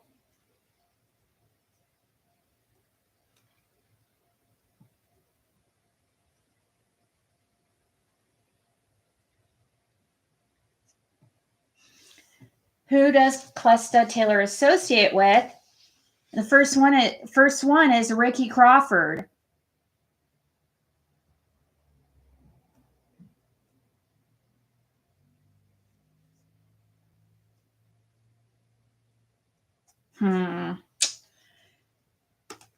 Yeah, I'm going to have to go and check into this, do some research, because I'm going to find some more links, because I feel like that's a big deal, whatever's going on right there.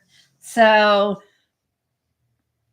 Well, I'll do that. I'll probably be back, especially if I find any more connections, because it's so weird. She has all the Crawfords, all the Taylors on her friends list.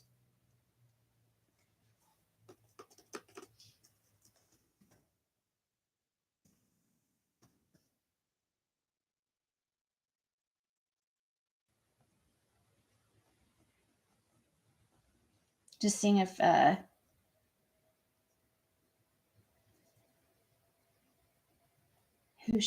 who else she has on her friends list.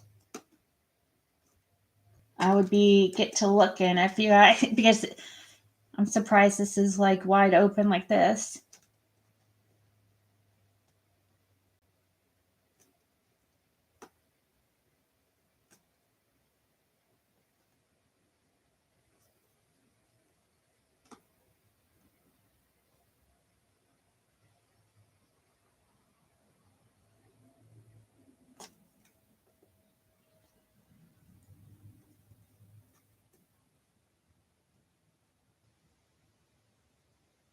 We need to see if we can go back to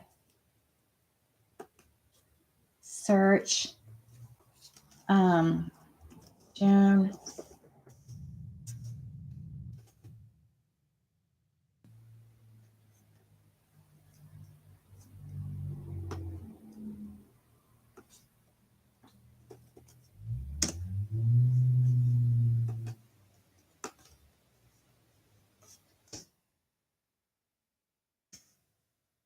Maybe it wasn't. It doesn't go back that far, I guess.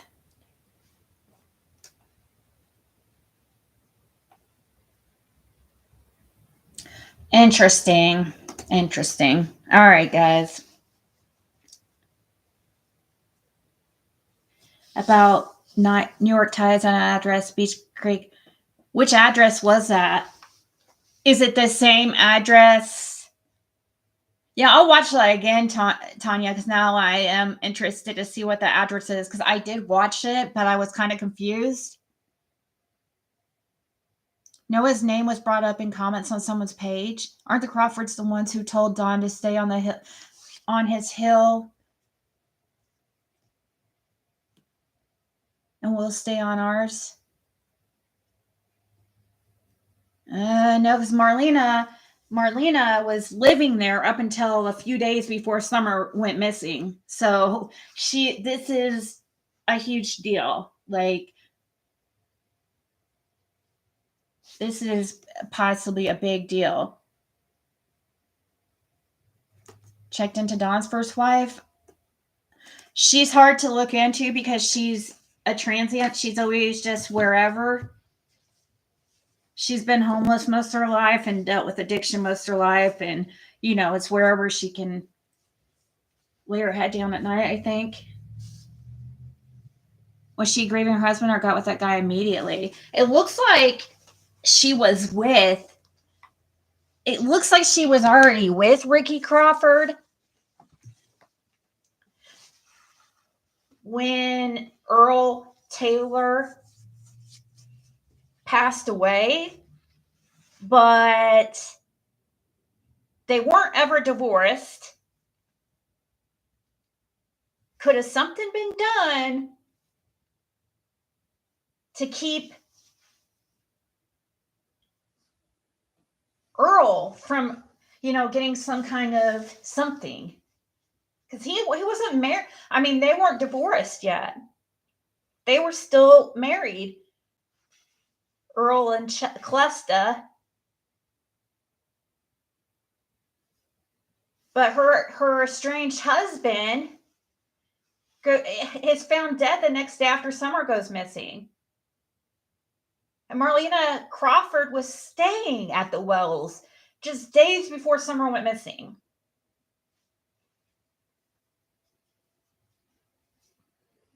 Yeah, I know. That's why I'm wondering, did they, and Marlena is rumors that she was some kind of middleman to find to place kids, find parents who wanted kids legally on the black market. Maybe we should check this Clusta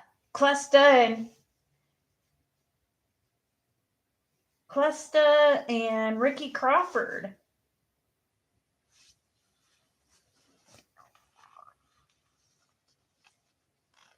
Didn't think about his son possibly. Wow. All right, guys. I'll probably be back because I want to look into this, because otherwise I'm going to just... Does she know anything? She won't talk. And what she does, she's said some really shocking things. The only person she's talked to is Lips. But for Lips won't put some of the stuff out. I don't know. I wish she would, but I probably will come back later so that I can put that on, and I'll make it the title so that people can find it. So hopefully other people will look into it and see what they can find.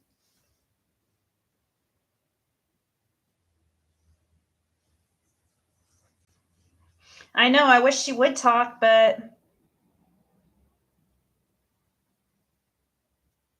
yeah, she allegedly stole birth certificates.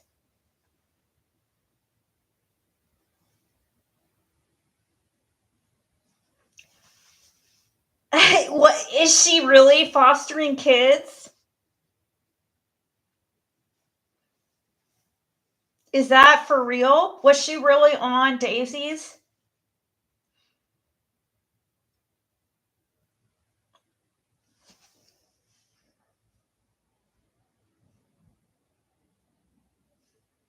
It was said by someone in the comments of Killer Look's video that one of Pam's son's names comes up on the house on Beach Creek.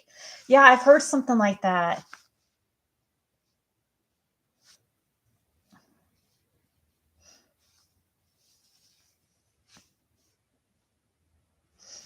Yeah, those are probably just... Does she seem right in her head, or does she seem like maybe she's just saying that because she was in many of these kids' lives and she kind of took on a parent role? I don't know. I'll have to watch it. I haven't seen it.